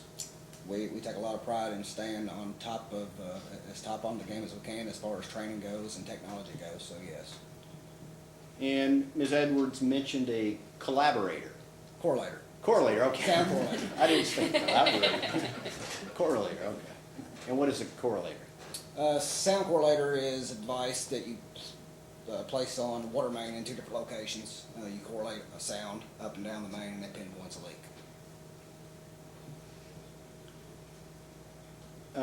Ms. Edwards testified about a line with a lot of particular problems. I think it was along the highway, along the Ohio River, Highway 36, I think. And she discussed that you all had looked at or tried different kind of pipes. Are there any other solutions you all are looking at for that difficult section? A solution, of course, will be replacement. A lot of the issue we see in that area, and in a lot of those, a lot of the areas where we have this, you know, I guess, issue due to geography, we see a lot of lines that was installed with improper bedding. We've got a lot of rock on that side of the county. So, yeah, long term, it's going to need to be replaced. Right now, we're replacing small sections of it the best we can. If we find a leak area, say we have 2 leaks in that area, we'll go back in and replace 300 to 500 foot of that main in that section and try to improve the area. Like I say, every time we do that, it pops up somewhere else. Do you know whether the cost of replacing that whole line as opposed to doing it piecemeal, has there been any cost estimates done? Yeah, we've done cost analysis on replacing the entire line, and of course, it's with the water loss, you know, calculations, or the figures and dollar value to the water loss, to replace those sections of lines, you know, it's like a 90-year payback, so it just. So the cost benefit analysis, Right, in your the opinion, cost- does not warrant Correct. the cost of replacing that? Correct. In your opinion, what's the main cause of the district's water loss levels? Geography is a lot of it, improper bedding on the original parks back in 1976 when it was installed. Not sure if the design specifications didn't call for proper bedding, or resident inspector wasn't doing his job at the time. But like I say, a lot of the main line that we're digging up's got very large rocks sitting on top of it, or sitting on top of rock ledges with no sand around it whatsoever. You know how many miles of that particular line you're talking about laid out in That particular line down Highway 36 is about 6 miles long. 6 miles. Of course, out of 109 miles, that's a small chunk of it. But we do have other designated areas, and I think we included those in that capital improvement plan that we submitted. There's other areas there that are, you know, another probably 20% of the system that's very similar.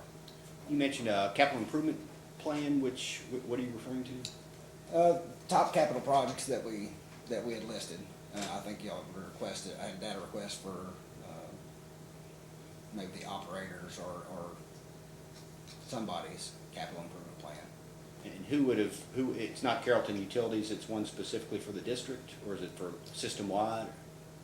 It's specific to the district. However, it was a plan we developed, or it was a list of projects we developed just for the data request. Okay.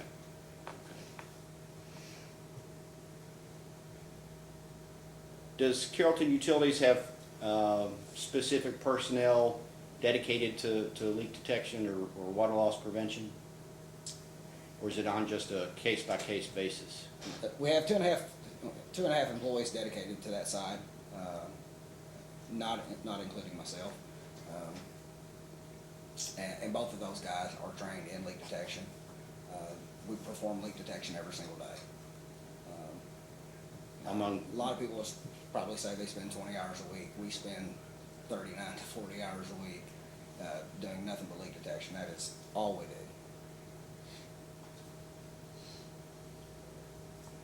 What about the customer meters on the district system? Are those, average age of those? Do you have any idea? Yeah, I mean, average age is less than 10 years. Of course, we have a 10-year change-out cycle. They're changed out after 10 years? Correct. Pulled out, tested, if they meet the new lead-free requirements. Of course, anything after 2001 that Neptune did. So that'll be our oldest meters. So if they're 2001. pulled out and tested every 10 years and they're okay and they're And they meet And the put them back in requirements, we service. can put them back in service, correct. when those meters that have been pulled out have been tested, have there been any undercounting or overcounting problems that have emerged? I know some districts, a lot of their water loss may just be they're not metering what they're selling correctly. No, I'm gonna say 90% of our meters come back from testing and have passed successfully. We have a small, minute amount, somewhere under 10%, that stop working during the test. We have a feeling that's due to the prolonged lifespan on the shelf after being pulled out. We will not send the meter out immediately after we pull that meter out. We have been sending them to a third party in the past, so we would wait till we got 50 to 100 meters in stock before we sent out a batch of meters for testing. And I assume Carrollton Utilities maintains an inventory of meters for when it needs to go out and replace. Correct. And the master meters at the purchase points, those are tested annually, is that correct? And has Correct. any problems been detected with those? No problem's been detected with those, and that's done by third-party source as well. And I believe we've heard testimony that the district system is divided into zones and that there are meters that are flow monitored to determine if there's any anomalies. Is that correct? Correct. And how many zones is the district divided into? Off the top of my head, I'm not 100% sure. Somewhere between 6 and 8 zones that we can currently monitor with our SCADA system. We can break it down further with more valving and monitoring meters. Is that something that's being considered at this point, further dividing the district for leak detection purposes? And that is currently ongoing, yes. Are there any plans to put any additional bypass meters or We have plans right now zone to meters? put to meter 2 zones that have not been metered prior. We've got plan for 2 of those to be installed. Then, of course, anytime we are somewhere in an area where we're having a lot of trouble, we'll add additional valve and a monitoring meter in that area. We'll try to make that routine practice. Does the district experience much of a problem with theft on its system? No. There's only been a couple cases to my knowledge. Do you know what the procedure is when an incident of theft is identified? Notification of authorities, prosecution with the county attorney's office. And the county attorney has pursued that? Yes. What about the fire department usage? I believe the fire departments are required to give you all usage reports, is that correct? And do you all have any issues with fire departments using Carrollton's system providing reports? No. No issues. How does Carrollton Utility manages water purchases on behalf of the district from the multiple suppliers? How do we manage it? Like, who do you decide to purchase from? I mean, how does that work? The Milton system, one of the 3 systems that West Carroll operates is what we call the Milton system. It is a totally disconnected system off to itself. Okay. We have no other means of getting water there. We've looked at interconnecting that system, and it's just not feasible, due to the cost. Our Henry County system and Carroll County systems are interconnected. However, we cannot purchase enough water through the Henry County master meter to serve all of our Carrollton customers. So naturally, the bulk of the water comes from Carrollton.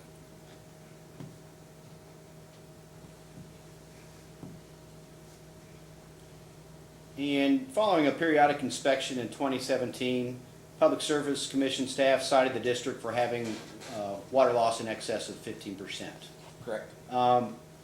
In response to that inspection report, Commission staff received a letter from you that provided an explanation for the excess water loss and a statement of steps to reduce water loss. Do you recall that? Yes.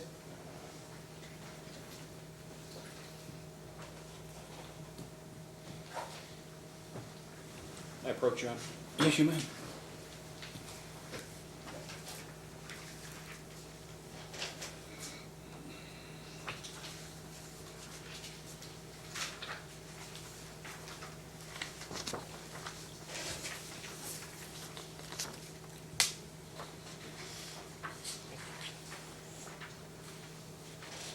Mr. Rose, is this the response that you sent to commission staff on behalf of the district following the 2017 inspection.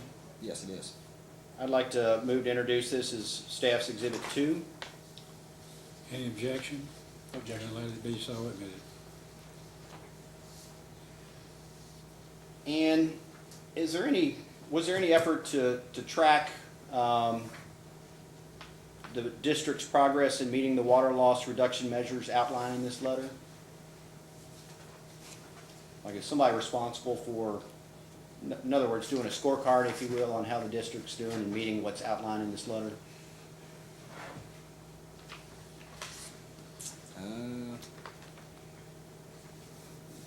Or do you do it just in? We present this, we present this to the board on a routine basis. The board continually reviews our progress, but as far as a scorecard being kept, no.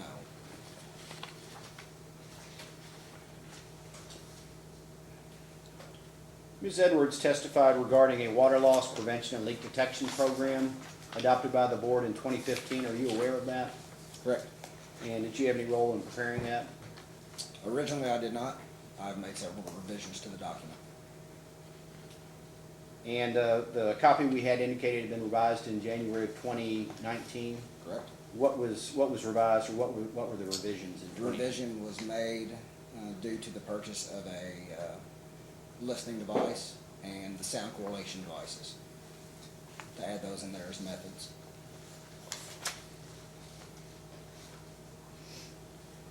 Following staff's periodic inspection in 2018, staff again cited the district for having in excess of 15% water loss. And again, in response to that inspection report, you provided a letter to commission staff regarding explanation for water loss and steps that the district was going to take. It also referenced a water loss audit performed using AWWA audit software. Are you familiar with that? I am familiar with it, but Mr. Osborne is an expert in it. Okay, we'll speak to Mr. Osborne about that.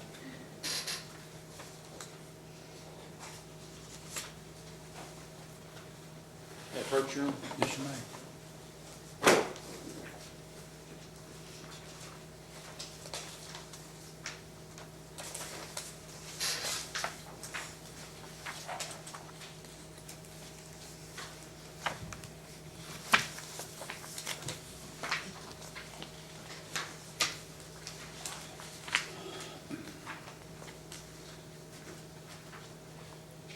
Mr. Rose, is this a copy of the letter you sent to the Public Service Commission staff on behalf of the district in response to the 2018 inspection?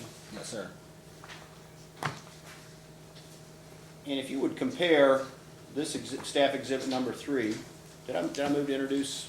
If I didn't, I'd like to move to introduce this as staff exhibit 3. That's sustained. And if you would quickly compare the 2018 letter with the 2017 letter.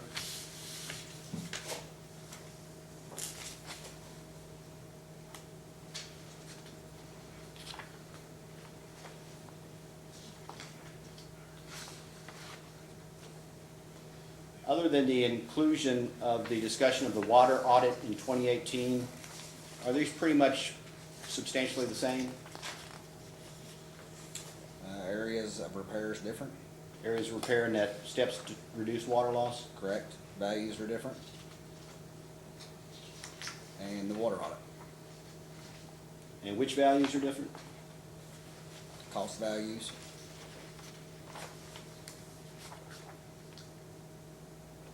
Where do you see that? steps to reduce water loss.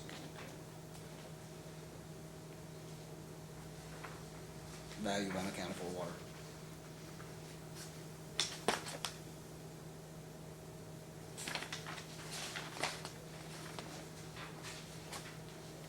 And attached to your 2018 letter is a letter from RCAP. Are you familiar with that? Correct? And what is this letter? This is a verification of the data, third-party verification of the water audit. Of the audit?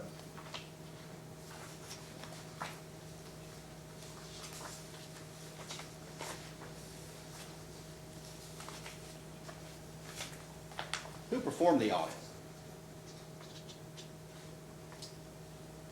Carrollton Utilities. Carrollton Utilities did, and so I'll ask Mr. Osborne further questions about the audit.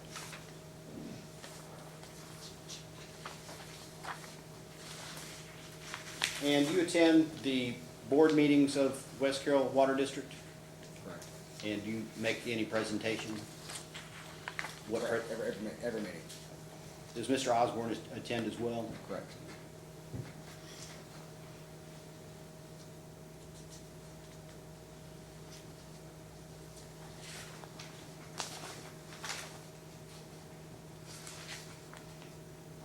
And regarding the water loss prevention and leak detection program adopted in 2015, the report states that the district intends to read meters at a more consistent pace and time and to minimize swings in billing cycles. Why is that important? Master meters are read by one crew, meter readings done by another crew. Trying to get those on a more consistent basis so that we don't get those ups and downs of cycle errors.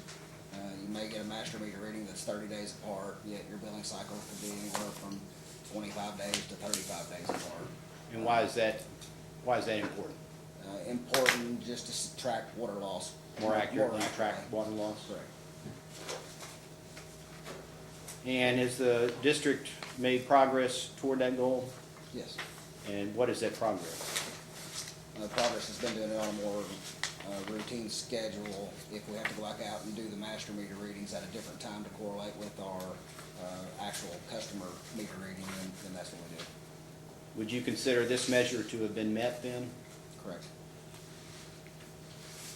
The report states that the district intends to intends to improve its recording and data analysis. Is that correct? That is correct. And what steps has the Carrollton Utilities taken to meet that goal? Installed data logging, radio read type meters in those master meter areas. And the SCADA system that Carrollton Utilities uses, is it in pretty good shape, up to date and Top of the line. top of the line? What is the status of efforts to improve the district's GIS mapping? We've got top of the line GIS. We try to keep it up to date as possible. We've got the entire system mapped, all the meters mapped, all the active accounts, all the inactive accounts, all the service lines. So that is All complete. the valves, hydrants, monitoring meters, everything's mapped, and we try to map the location of every single leak. So you're satisfied that that goal is also? That'll be that ongoing, measure- but yes. Ongoing, okay. The program states that the district has begun a more regimented system and schedule of leak detection. What does that involve? That involves leak detection every single day. That's really what that is implying. Has that made an improvement? Yes, not on paper, but if we didn't look for leaks every day, we'd have areas that would be without water.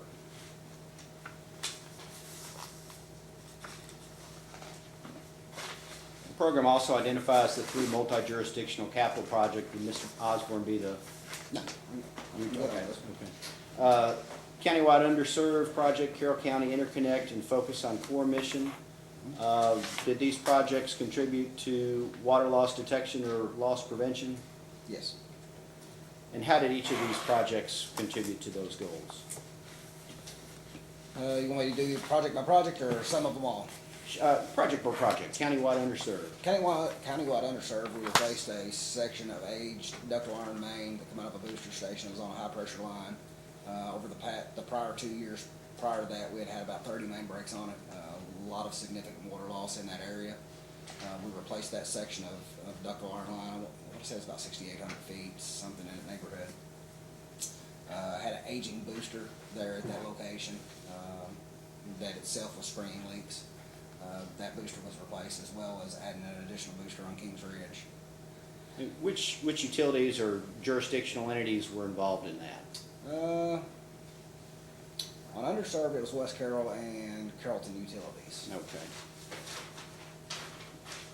And what was the Carroll County Interconnect project, and how did it contribute to reaching the goals of water loss prevention or leak detection? Carroll County Interconnect Project was multi-jurisdictional. It was Carroll County Water District, Carrollton Utilities, and West Carroll. The West Carroll portion of that one, I believe, was our SCADA system. At the time, we had an aging SCADA system that gave us bare minimum information.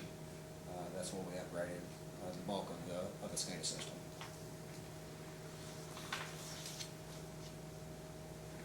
And the Focus on Core Mission project, how did that contribute to the water loss prevention goals?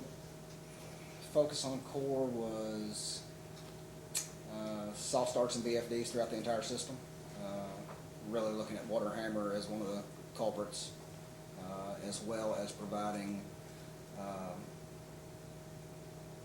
different connection point for Carrollton Utilities to its tanks, which overall lowered system pressure by about 30 psi. Which would reduce Which reduces the amount of water. water going out of them. Correct.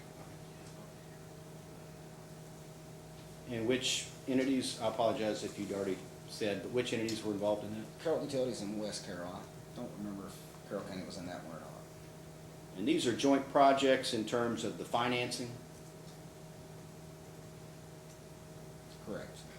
Yes, each entity's Responsible responsible for its portion.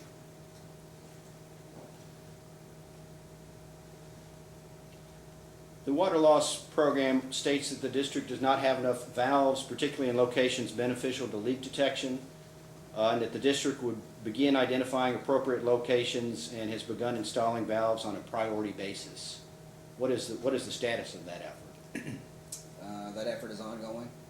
Since that's been added to the program several years back, we've probably installed another 15 or 20 valves in the system in those areas where we have are prone to leaks.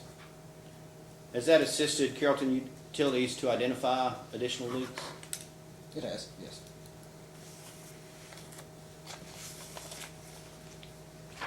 Has the cost of those valves, rather has the benefits provided in leak detection justified the cost of those valves? I would say yes. And it's an ongoing benefit. Correct. The program refers to prioritizing locations for additional leak detection meters. Is that correct? That is correct. What's the status of that effort? Well, we'll talk about the Highway 36 area. Prior to the program, we had essentially two areas that we could break down there. We've now broken that section down into nearly a dozen separate pieces by adding additional valves and monitoring meters. Hardy Creek is another one of our areas in need of improvement, and we went from one zone there into being able to breaking it down into 6 zones. So you target those locations with the worst Correct. problems. Correct. The program states that the district has begun to prioritize distribution mains that experience multiple leaks for replacement. What is the status of that effort? The status of that effort was the underserved project, the underserved, when we replaced the failing booster line out of the Gilgal booster station. After doing the cost analysis for some of the other lines, that's when we backed up and said, okay, it's not feasible to replace the entire main and make the ratepayer burden that cost. So we decided to replace those smaller sections of line in phases, 200, 300, 500 foot at a time. And that's based upon a cost-benefit analysis of the cost of replacing the whole Correct. versus doing it on a piecemeal reactive basis. Correct.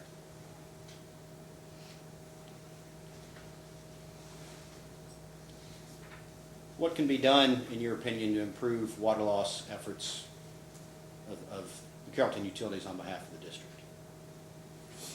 If all of a sudden there was a lot more funding, a surcharge funding? Yeah, it would have to be something to that extent. I mean, because as far as manpower and as far as looking for leaks and the technology involved with finding leaks and having the knowledge in the field to do it, we've got all the means necessary to make that happen. So infrastructure would be where? Infrastructure would be the number one thing. I have no further questions. Just a few. How many customers does does the city of Carrollton's utilities have for water? How many water customers do you have? 2,000. Not counting West Carroll. 2,000. 2,000? But you also, in addition to water, you have wastewater, sewer, right? And natural gas, And natural gas. correct. And would that, how many natural gas customers? Less than 2,000 or more? About 2,000. So, and sewer would be what, about 2? No, it's More. more. About 5. 5. 5,000. Okay. Do you have sewer customers in West Carroll's water Yes. district? Sewer and gas customers over there as well. And the total number of employees you have in your utility department are how many? 35. Well, I was impressed. I mean, you have 3 engineers on staff, right? Correct? Correct. So, I mean, I don't know what your total payroll is, but it's probably more than most rural water districts. I mean, they don't want to pay anybody more than $35,000 or $40,000 for a general manager. But they all seem to have not enough people, but they have more customers than you do. Which can you tell me what your rates are? What are the water rates in the city of Carroll? We're sitting in the top, in the city of Carrollton. Yeah, just your water rates for In your the city. in the city of Carrollton, we're probably down in the 25 to 30th percentile of the state. Well, if I said, well, you have a minimum charge, or how much for 4,000 gallons of water, what would a customer pay in a month? In the city of I'd say Carrollton. we'd be 32 probably. That's off the cuff. All right, well, I mean, you've got a reasonable water bill. And on the other hand, West Carroll's here they're $4,000, they're 4,000 gallons, I'm sorry. They apparently have a consumption charge of $20.48. For 4,000 gallons, their rate per customer is $49.85. So it's substantially higher. Correct. And the difference is what? They have their costs with respect to the number, in ratio to the number of customers is higher, right? There's some reason why you provide the water, but their costs are $17 a month more for the same amount of water. We've got 2,000 customers within 15 blocks.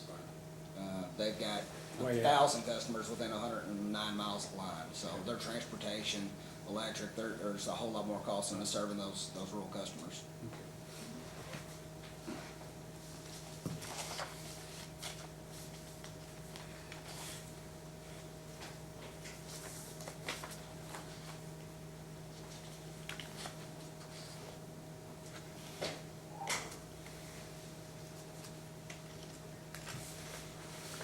I have no further questions. Just Mr. a Neal? couple. First, can I move to introduce AG Exhibit 1? If there were no objections. Let it be so. Mr. Rose, good afternoon. Good afternoon. You mentioned you attend every board meeting for West Carroll. Correct. How much communication do you have with the West Carroll board in between those board meetings? Myself personally, I may talk to a board member a couple times a month throughout the month. However, general manager talks more, and of course I communicate with general manager 7 days a week. Okay, and so he would relay whatever important information. If we had important timing information that to they the board. wanted to know, absolutely, yeah, he would relay that information.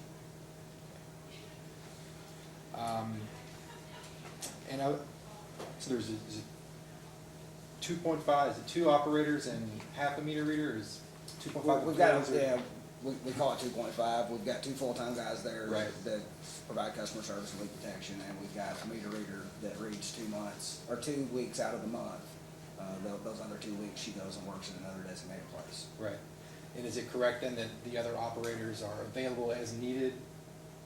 Other CU operators? Absolutely. They are? Yes. Can you tell me how often do you need to call other operators in for water loss issues or It happens time from time. If we get more than one leak going on at once, we'll bring additional help over. A couple times a month, probably. Just, is the current staffing level adequate then, do you think? Yes. It is. I saw a mention of a new technique, maybe thermal imaging was being looked at. Can you tell me anything about that? We're still playing with it. Yeah? We actually did buy a cheap thermal imager, trying some thermal imaging in areas that we can't necessarily walk or get to. Not had a lot of success with it yet, but we are trying. Is that more cost effective than a listening device, or is that more, can you be used in places? It's much more cost effective than a listening It device, is. yes. Yeah. Is it also easier to find things in areas where other methods might not work? It's not been proven technology, and we're still trying it out, so. Okay. I can't say yea or nay to whether it's gonna be beneficial, but, we reach out there and try just about anything we can try.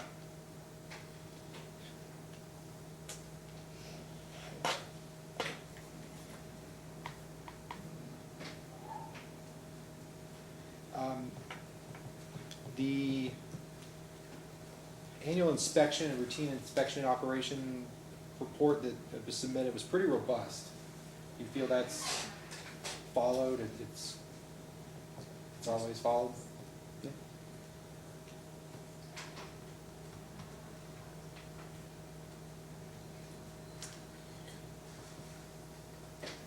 Nothing further, Chairman.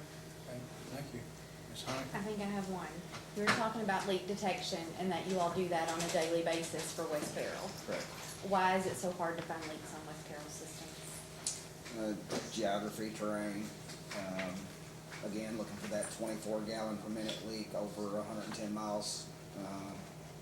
Typically, it's not large leaks, it's 2 and 3 gallon a minute leaks, very rocky terrain. We've actually got one area of service territory that we've had up to 20 gallon a minute leaks that did not come to the top of the ground, never exposed themselves. This area is known for that, and it's one of the areas that we've got prepared, some more valves and monitors and stuff in, so. So it's more difficult to find them on West Carroll's system than it is Carrollton's system? Absolutely. Okay. Nothing further? Anything further? I have nothing further. May this witness be excused? Yes, Your Honor. Apparently, the hearing in the other room is over, so before our last witness testifies, why don't we take a 15-minute break, and it will allow the other commissioners to come in and perhaps ask some questions to us. We don't have a clock here, do we? Yeah, we do. Hidden behind that. We'll be in, let's take a break until 3:25 and then come back and wrap up. Thank you. Okay, we're now back on the record, and we've been joined by Vice Chairman Robert Cicero, seated to my right, and Dr. Talina Matthews to my left. Okay, at this time, Mr. Park, do you have another witness to call? Yes, Your Honor. Staff would like to hear from Mr. Bill Osborne. Mr. Osborne, please raise your right hand. Do you solemnly swear or affirm under penalty of perjury that the testimony you're about to give will be the truth, the whole truth, and nothing but the truth? I do. Please be seated. Ms. Honaker? Her name, Bill. Can you state your name and your business address for the record, please? Bill Osborne, Carrollton Utilities, 900 Clay Street, Carrollton, Kentucky. And so you're employed by Carrollton Utilities, but what is your relationship with West Carroll Water District? I would say I'm basically an advisor to the board. Did you cause responses to data requests to be filed in this proceeding? Yes. And do you have any corrections to make to any of those responses? No. If I were to ask you those same questions, would your answers be the same? Yes. And is it your desire and intent to incorporate those responses into the record? Yes. The witness can be questioned. Good afternoon, Mr. Osborne. Good afternoon. What is your position with Carrollton Utilities? I'm the general manager. And how long have you held that position? I've been the general manager since 1999. Seems to be a good bit of stability at Carrollton Utilities. Yes. And what is your role under you indicated that you serve as, in effect, a financial advisor to the district. Is that your role under the management agreement? My background is engineering, so I would classify myself more as an engineering, but in that role I do financial calculations. with projects and the like. So a typical hat that you would see an engineer consultant would wear. And when you say financial calculations, do you mean in terms of looking at potential projects, Right. equipment purchases? Correct. And what sort of analysis do you do? Well, they don't purchase much equipment because we provide all the equipment needed to operate the district through our contract. So it's mostly project. If there is a section of line or a tank that needs to be painted, a booster pump that needs to be repaired, then I assist in that evaluation. And have you provided advice to the district concerning the district's water loss? Yes. And what has been the nature, what has been that advice, or what shape has that taken? Well, in the 20 years that I've been the general manager for since '99, I came on board in '98 as the engineer for Carrollton Utilities, and at the time we didn't have good data, so it took a while. You really can't base water loss on a single month because there is some variation between reading your customer meters and reading your master meters. So over time, we began to work on the system, and there was a point in time when we had that water loss close to 15%. And when was that? I can't tell you the exact date. I have to go back and look at it was several years ago. And it hovered close to that 15% range, but as of late, as you have seen through the data, the numbers have gone up. And what do you attribute that increase in water loss to? The system is older. The settling, Mr. Rose spoke about some of the bedding. I don't know why that's occurred so much in the recent years and why it didn't occur early on. But we've seen it's been a lot more difficult in recent years to battle the water loss. As the system continues to age, do you anticipate there will continue to be increasing problems, or? I hope not. I hope not. West Carroll is at a disadvantage in that not two systems are the same. I see that from our system. When I say our, I may use our interchangeably here, and if I do, you may have to correct me. But with the Carrollton utility system, as Chris stated, we're confined to a pretty small area. Our water sales are much higher. We have 50% of our sales are to large customers. So we have twice the meters, but they're in a smaller area. Whereas West Carroll has 109 miles of main, and those 1,000, actually less than 1,000 customers are spread over those 109 miles. Our topography is flat as the floor here in Carrollton. But in West Carroll, I grew up in eastern Kentucky. If I plopped you down in West Carroll, you would think you were somewhere in eastern Kentucky. It's a hilly terrain, and so we battle rocks, whereas it's all sand in Carrollton. So we have the perfect world. They have the more extreme case, and we see the evidence of that every day. What do you think the biggest obstacle is to reducing the water loss? Those things I just mentioned. The topography and the age of the system? Yeah, I think you have to question, and I don't come here to make excuses. We're charged with achieving 15%. That's what we have to do. And I don't want to sound like I'm making excuses, but if you look at the literature, it may not be feasible to expect some systems to achieve a 15% water loss for those reasons I've mentioned. So we don't want to be a defeatist. We're going to work hard to achieve that, but as Ms. Edwards said, we are between a rock and a hard place. So do you think that's a reasonable goal? It may not be, based on the literature. And we had a water audit performed, and we submitted that in the record. That is the direction of the American Water Works Association as far as what states should look at. And I would suggest that if you haven't taken a look at that would be something advisable to do, especially for these rural systems. You should look, I think, at the density of the customers. We were charged when I came on board to extending water service to all Kentuckians. Everyone by 2020 should have water. And we've basically achieved that in Carroll County. But there's an additional cost to do that. And to say you can't recover your rates to do that, you put us in a tough position. We're going to fight to do that. And I think if you look at our minutes, you see how we're constantly reporting on water loss.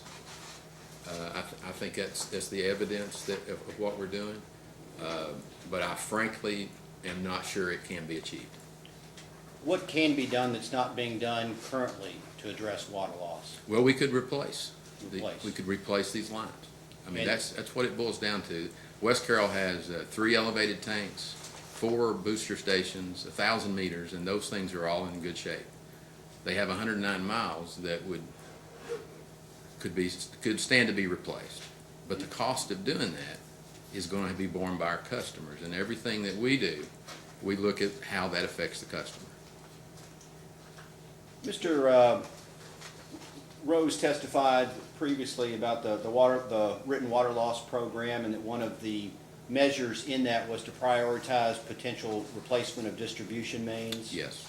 And how far along in that process did you get? Well, you talked about those 3 projects that we've done, and those were joint projects that we did with other water systems. And really the reason that we did that is because the city of Carrollton qualified for their economic conditions of their customers, qualified for the lowest rates, and KIA was awarding principal forgiveness, which essentially is a grant, and 1% or less interest rate.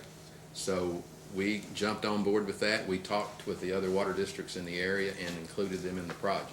We replaced that line on Gilgal, it's called, that Chris spoke of, where we had some 60 leaks, I think he said, in 2 years, which was the worst area in the district at the time. And they were able to do that with, again, principal forgiveness and low interest rate, much more favorable financing than what we could get through rural development or any other means. So those are the kind of opportunities we're looking for. Those were 3 projects we did in 5 years. And which project was it that? I think the underserved project was the main one that had the Gilgal line in it. Are there any, well, strike that, let me back up. In this sort of more multi-jurisdictional project? Yes. In respect to this one project you just mentioned? Yes. Is the city the applicant? Yes. Okay. Yes. And how is it determined who is responsible for which portion of the debt service? Well, when we bid the project, we know exactly what each area cost. So Henry County Water District would be responsible for the cost that, we spend in their district, as would West Carroll in theirs. And what does a cost-benefit analysis of each of these projects involve?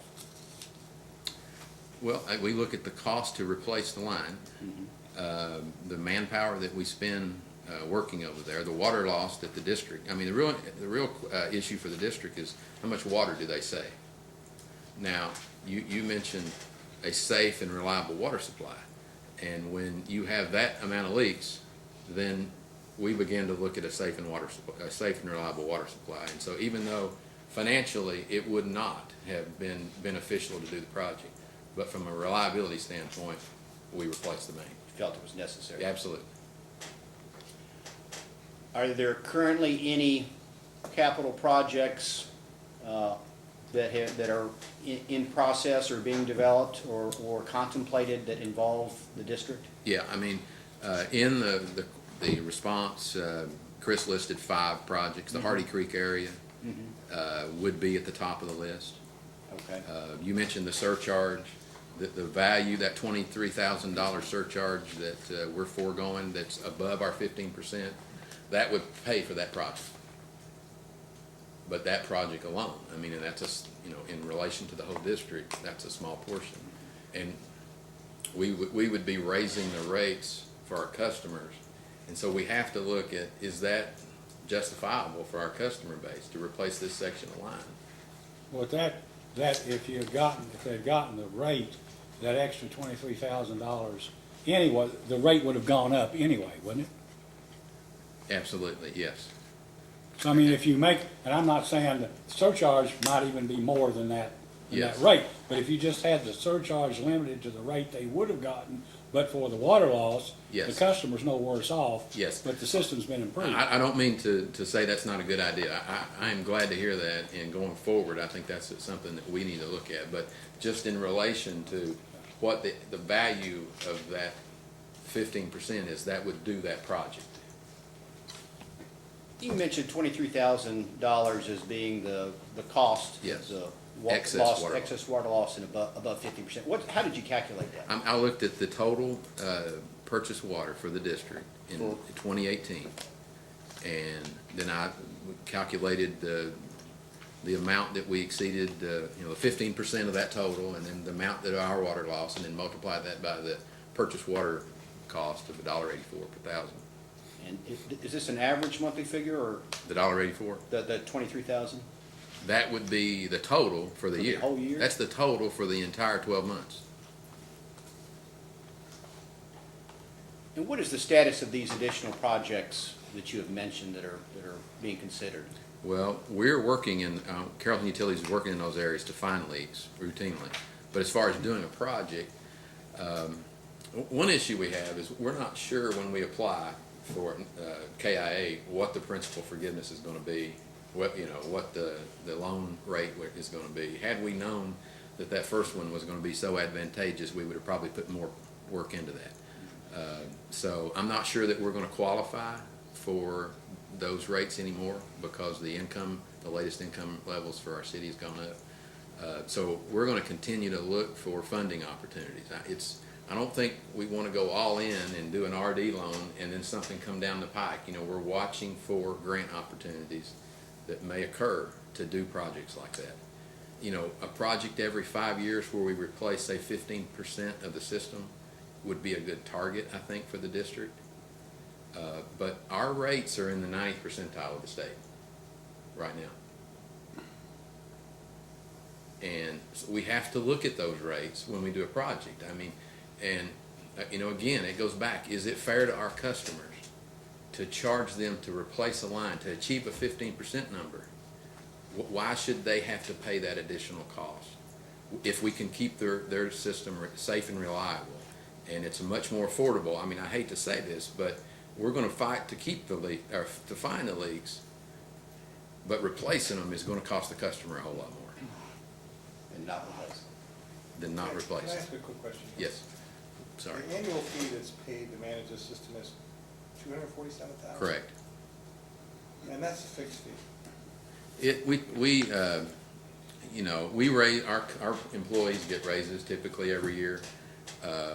Our costs go up, we're members of CERS, so that rate goes up. So we adjust that figure periodically with an addendum like you've seen in the contract. The big comment I want to make, though, is it's $247,000 or $250,000, whatever it is. Yeah, That's $250,000. a fixed rate. Yes, correct. So water in or water out, from the perspective of what that cost is, doesn't change.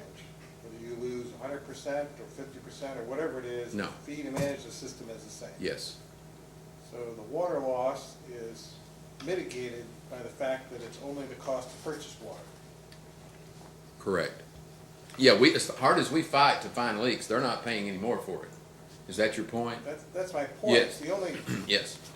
Okay, if things really got bad and we were spending a lot more time over it and two people couldn't keep up, then that we could need to send more people over there. And over time, it could affect the district. But as of today, it does not. I'm just trying to figure out why West Carroll is even running a water system, why it's not part of some other system. It makes no sense to be spending $247,000 to manage a 109-mile system that exists next to other utilities, and there's really no way for them to save money because the management fee is basically a fixed fee. I don't understand it at all. Makes no sense. We can address water loss all we want to, but the fee is really in the fixed portion. It's got nothing to do with the volumetric. And it's based on what the fee that can be charged, you're basing it, the fee is being based on a standard of this many employees. In other words, Carrollton is making sure they're made whole on everything. Yes. And I'd be willing to bet that Carrollton probably has very good benefits for their employees, and they're not understaffed, or they're not anything else. I'm not quite sure why the discussion of West Carroll even exists, because I don't see how there's any benefit here to this operation standing on its own and paying $247,000 a year. I'm not sure what you're suggesting. Maybe. I'm suggesting that West Carroll should probably become part of some other system, is what I'm suggesting, because the way it stands now its customers who live right next door to the people that live in Carrollton pay $17 more a month for service when it's being managed by the same organization that their customers pay $32 less for. And I heard the argument that you made about density. My only point is going to be it's 109 miles, there's 1,000 customers, that's 10 per mile. So that's 10 service lines per mile based on the statistics that you have there. And if I look at Carrollton, the density is there, the service lines are greater, there's a lot more that has to be repaired when you look at that. And I understand the industrial was 50%. It's still, there is no benefit here that I see as far as West Carroll running an operation by themselves. And that's my opinion, just in the brief time I've been sitting here listening. So is there a disadvantage for West Carroll to I think continue? there's a big disadvantage because they're subject to whatever the management fee is going to be from Carrollton to manage the system. Again, Carrollton basically dictates to West Carroll what the amount is going to be. And those customers pay that fee. There's no incentive there. If there was West Carroll said, oh, if you get my water loss down to 15%, you get paid this much money. If my water loss goes up to this, there's a penalty. You don't get as much money as you had in your initial offer to West Carroll to run the system because the leaks are there. And the incentive to fix it isn't really there because West Carroll pays for any major projects, do they not? The incentive is there, but we take the pride in any system that we operate. So Pride we is one strive. thing, contractual obligation is one totally different thing. I think if you would ask our employees, if you don't want to ask me, is we spend more time there and we work harder there than we do in our own This is system. not a reflection of criticism of you or your personnel. I'm sure they do a great job. We see a lot of people that do a great job in this industry. They take a lot of pride in everything they do. However, when it comes to an actual measurement of an activity, a contractual metric system is always better than I've got a guy that takes pride today and somebody replaced him and he's not quite as prideful, okay? Okay. I'm sorry, I interrupted you. Mr. Rose testified that although at one point the management agreement did have water loss targets and a schedule to meet that, which was not met, there's currently no incentive in the management agreement for Carrollton Utilities to No. achieve water loss. That's correct. And there's no disincentive No. if they don't. That's correct.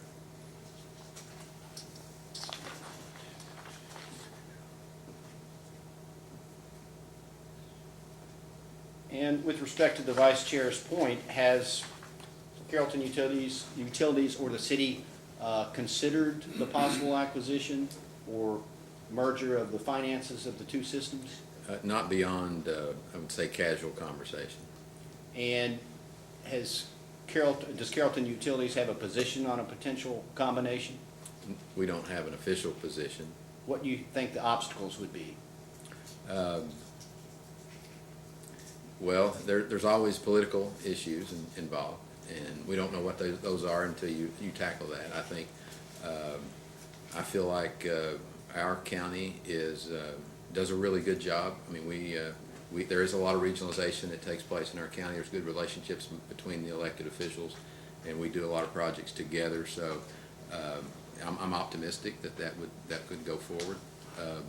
The issues from, we're owned by the city of Carrollton, of course, and taking a system that knowing that there are issues with water loss there, that would be something we'd have to convince the city to move forward with that. They'd have to approve that. But certainly not something that I personally would be opposed to.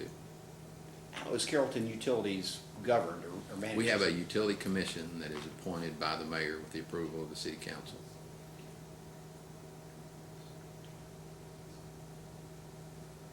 Do you see we've heard a concern expressed today that if there were a merger, the customers of the city of Carrollton could be negatively impacted. Well, that couldn't occur.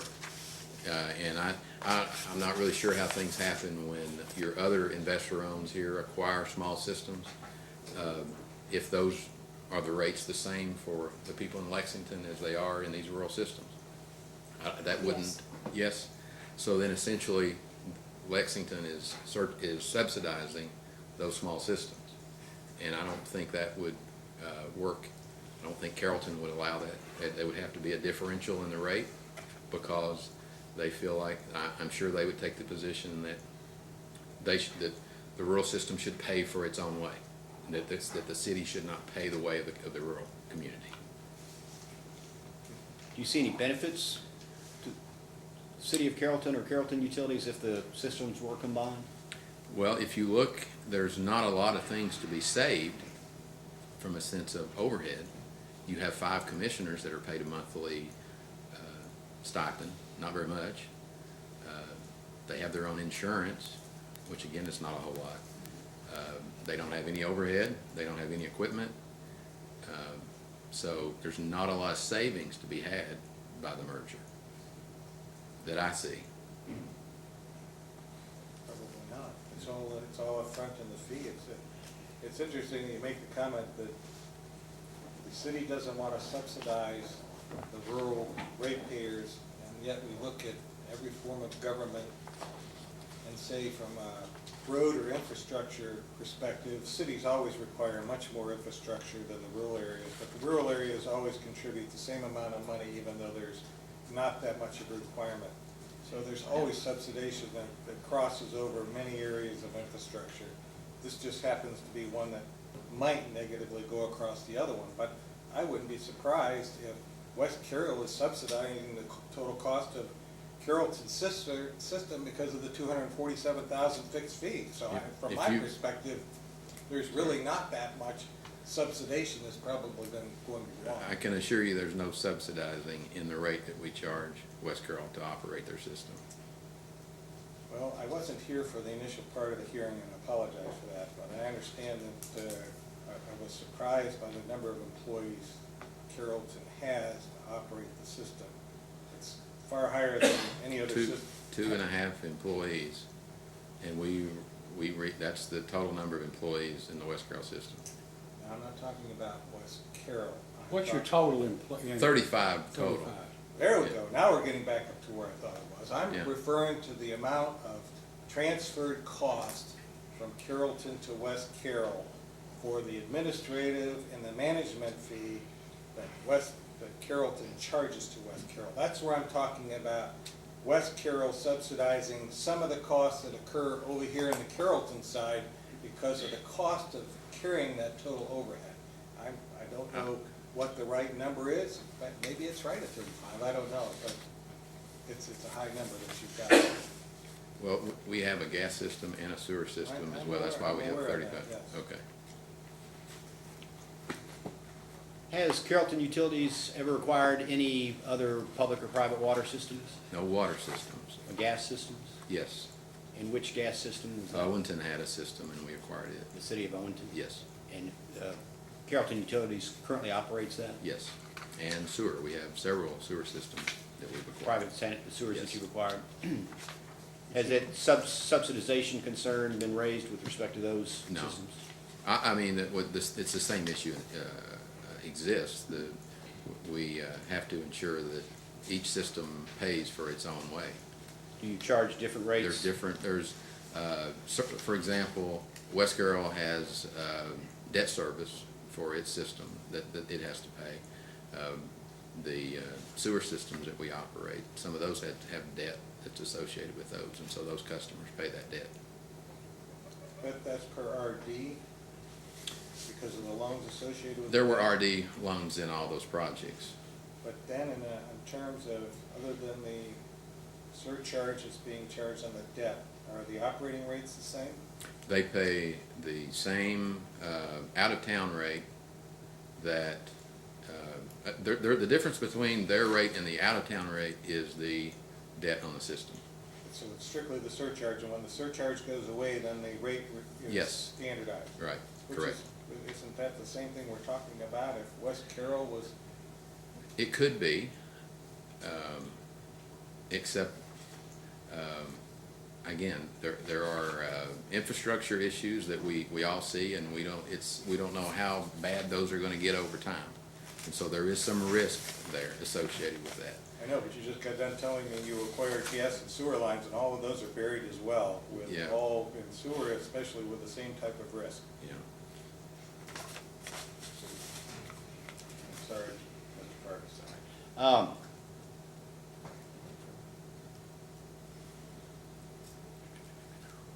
On the, I believe you said a gas system had out-of-town rates, or what was that? In-town and out, yes, we have an in-town and out-of-town rate in the gas system. and that's for customers within the city limits and those outside, or how is that determined? Correct. And what are the differences in the rates based on? Just the geographic, just, you know, the additional cost of serving customers outside the area. I have nothing further. What is that difference? I did not look at the gas rates, I'm sorry, before I came here today, so, but Order of magnitude. I would. $10, $5? It's, you know, our gas rates are volumetric, so I it's. mean, an average bill. I really, I don't know. Commissioner Cicero, questions?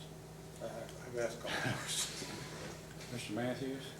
I think Mr. Cicero asked most of my questions. Mr. Chandler's not here. He knew he He's was, not. she knew Commissioner Matthews would ask no questions, and he couldn't say anything anyway. Because he was limited to whatever I said. That's a good rule. Mr. Osborne,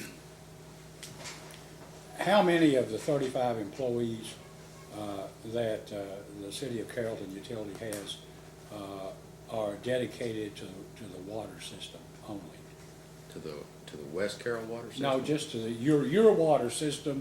Say, forget, well, you've got 2.5, I guess, that are 2 employees or 2.5 that are dedicated to West Carroll. Yes. If we just didn't have West Carroll, how many water system employees do you have for the city? We don't really break it down that way because we have a distributions system, and that's gas and water both. Okay, well, all together then, how? Gas and water both? Yes.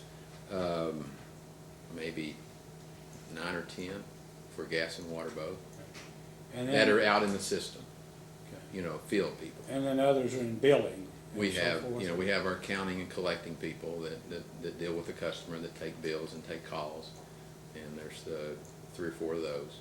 We have a couple of engineers besides myself, and a finance director that work Okay. inside. And then we have a sewer system, which is a lot bigger, and there's probably 13 or 14 customers, or employees there. In the sewer system. Yes. Tell me about your engineers. Okay. How do you use your engineers? Mostly for projects. We do a lot of in-house design work, water, sewer, and gas. One of the engineers is responsible for our GIS system. And in terms of looking into what block grants or loans that might be available through Kentucky Infrastructure Authority or U.S. Department of Agriculture, do your engineers do that? I usually do that. That's my role. I guess the reason I ask is, in your opinion, is there an advantage to the city of Carrollton's utility by having in-house engineering as opposed to hiring a third-party outside engineering firm to come in and do that kind of? Yes, absolutely. Our engineers talk to our operators regularly. You know, we have regular staff meetings, and they hear from the operator. And a lot of times I'm afraid that there is a disconnect between consultants that come in from the outside, and we've hired consultants from the outside. But when your engineers see firsthand, put their hands on the project, and are involved with it from the start to finish, and you know, over multiple projects, I think there's a tremendous benefit for that. And your engineers, I take it, are involved in prioritizing projects? Here's why I say that, and it may be this is okay, but we've seen sometimes outside engineering firms basically drive rural water district projects. Yeah. And actually, there are some that we have seen where the question we have asked becomes is, why this project you didn't seem to need it, you needed something over here. And the Yes. answer was, because this is where the money was available. Yes, yeah, And that's where the absolutely. engineer Absolutely. makes his fee, Yes, right? and I'm an engineer, I don't wanna throw my engineer, friends under the bus on this, but it's critical for systems, especially small systems, to have engineers that know the system and make sound recommendations, because if they fall, into the hands of someone that doesn't, they're doomed from the start. In 2007, the Public Service Commission required a management audit of the Martin County Water District. And all of their recommendations were agreed to, except one. None that were agreed to were ever completed. They never fulfilled their obligation.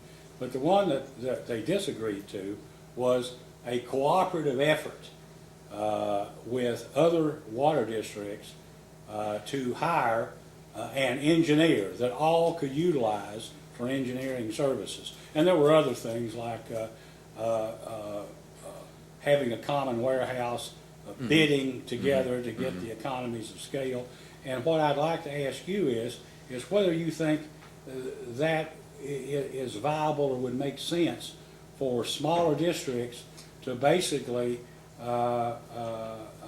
in cooperation with one another, collectively hire one or more engineers to do their work, as opposed to farming it out to firms who may very well be competent, but who have to go out and then make their money by selling somebody on a project that may or may not be a top priority. Yeah, I mean, there's a problem with when an engineer has to do a project in order to get a fee.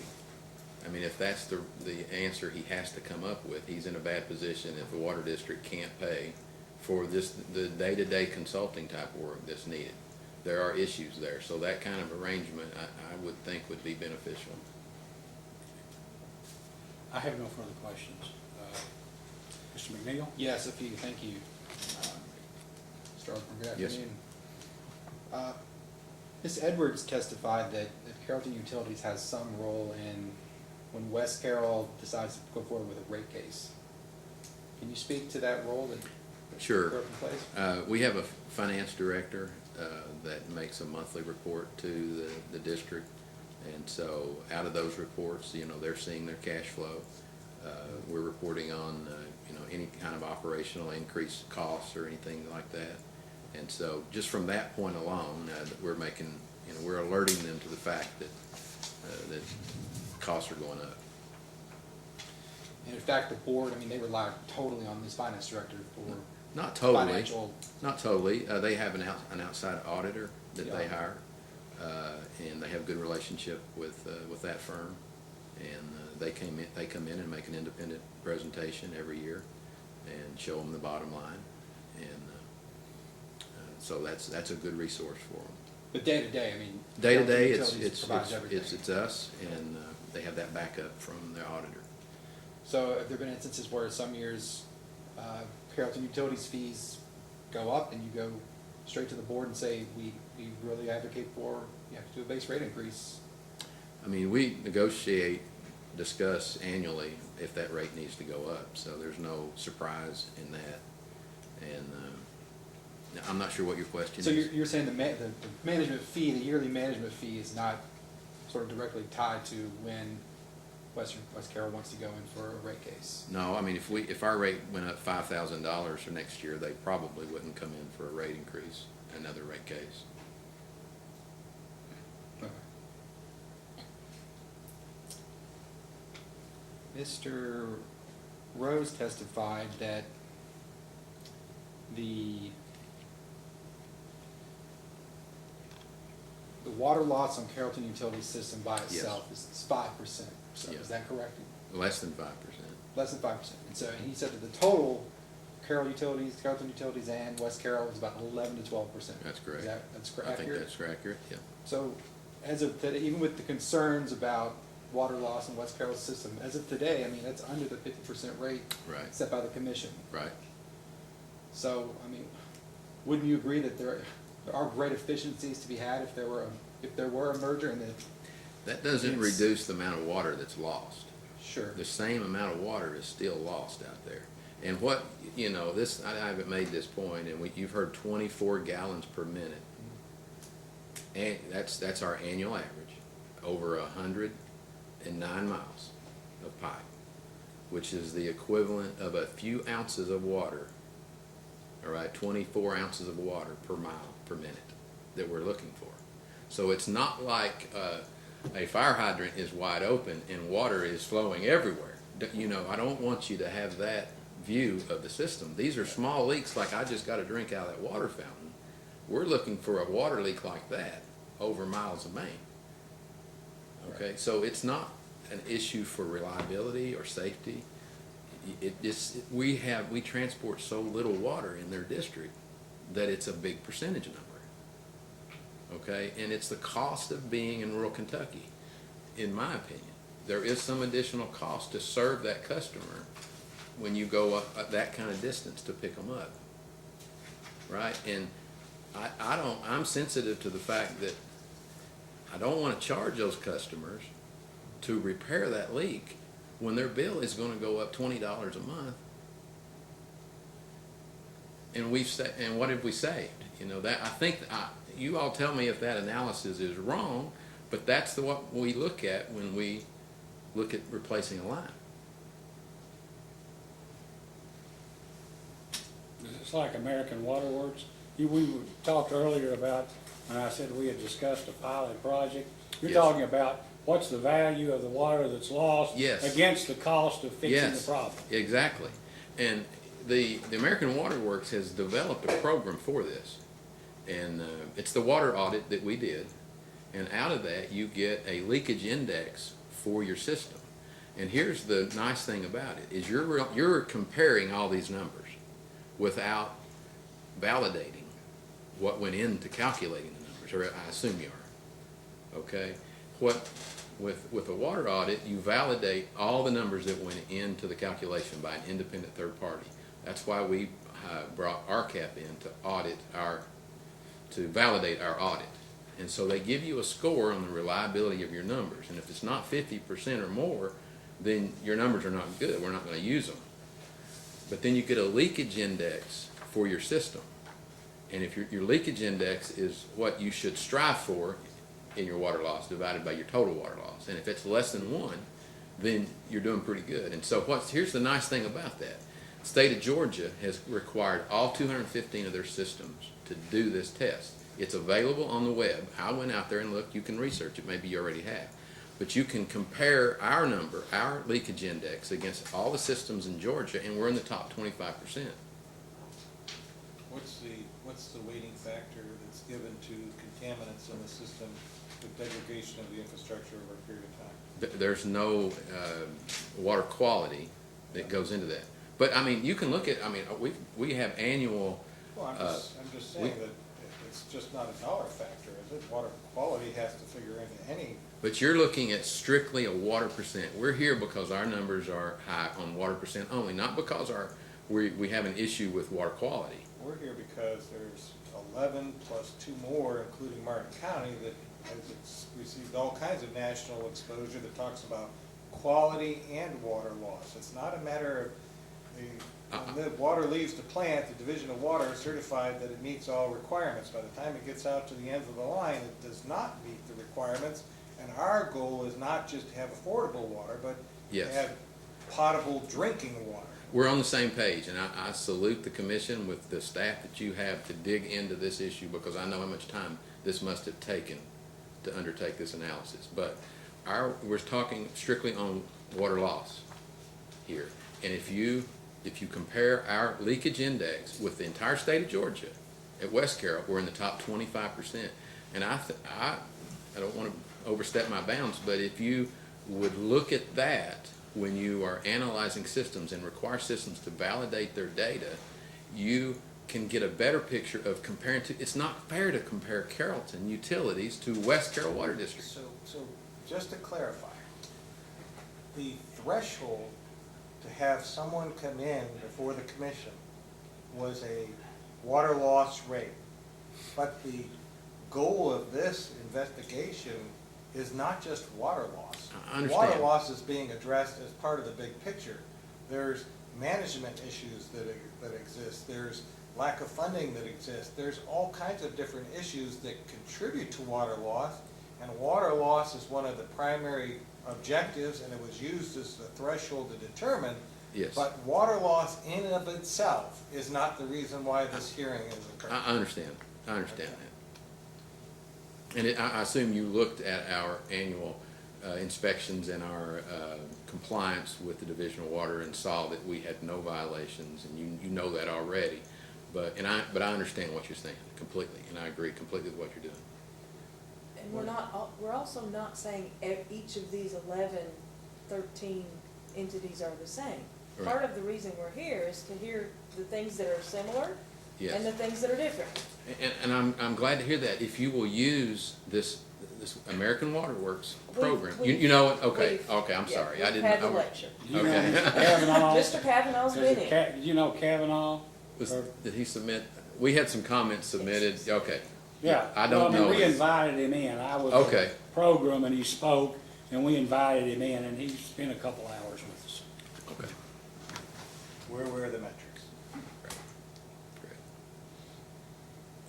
Thank you. No further questions, Chairman? Ms. I Honaker? don't think I really have questions, I just have some housekeeping. We have the exhibits that you all requested in the order. I've already provided you a copy, but I need to introduce those into the record. That The would be minutes fine. of the board meeting, the water loss. Why don't we go ahead and, if, I don't know how many you have, but we could number them or, Yes. and give them to the reporter so they could be filed. I handed those out prior, I handed you 2 copies Yes, you of them did. as well. Do you do sampling at the end of the lines, given that this is Oh, yes. 10 customers per month? Oh, the whole system, absolutely. Yeah, we do routine sampling. And those are reported to the Division of Water, we can Yes. look them up if we need to. Yeah, we've not had any violations of water quality in years. Let me ask you a couple more questions. There are engineers and there are engineers. What, do you have a specialty? I'm a civil engineer. Okay. And prior to coming to Carrollton Utilities, what experience, if any, did you have in the water utility industry? That's what I did. I worked for a consulting firm prior to coming to Carroll Okay. Utilities. For about how long? From 1989 to 1998. Okay. Could you tell me who you worked for? I actually had my own firm with a couple of other fellows for a little while called Envirotech. Prior to that, I worked for T.M. Reagan. And then prior to that, I worked for McCoy and McCoy. Okay, in what, Pike County or? No, they're Lexington office. Lexington. But I did work in South Williamson and some other areas, so I that's know how you I said got that. lost in Phelps. We've already had this discussion. You've been to Phil. Yes, I spent a year in South Williamson one summer, so. Yeah. Yeah. Well, I'm not going to ask. Under houses, that's why I say Listen, that. yeah, It was a beautiful area, but we were crawling under houses, raising them for the flood project, so that's why I say that. Yeah, I'm afraid to ask. You stayed in a motel? Yes. We did get a house, we did rent a house and, eventually, and the group of us stayed in the house, so. All right, thank you. Yeah, thank you. Is there any reason why this witness cannot be excused? No, Your Honor. Thank you, Mr. Osmond, appreciate it. Thank you, and I appreciate you. Is there anything else, Mr. Park, Mr. McNeil, that we need to discuss, or Ms. Honaker? I don't think so, Your Honor. I have nothing. Okay. If there is nothing at this time, then this hearing is adjourned. Thank you all very much.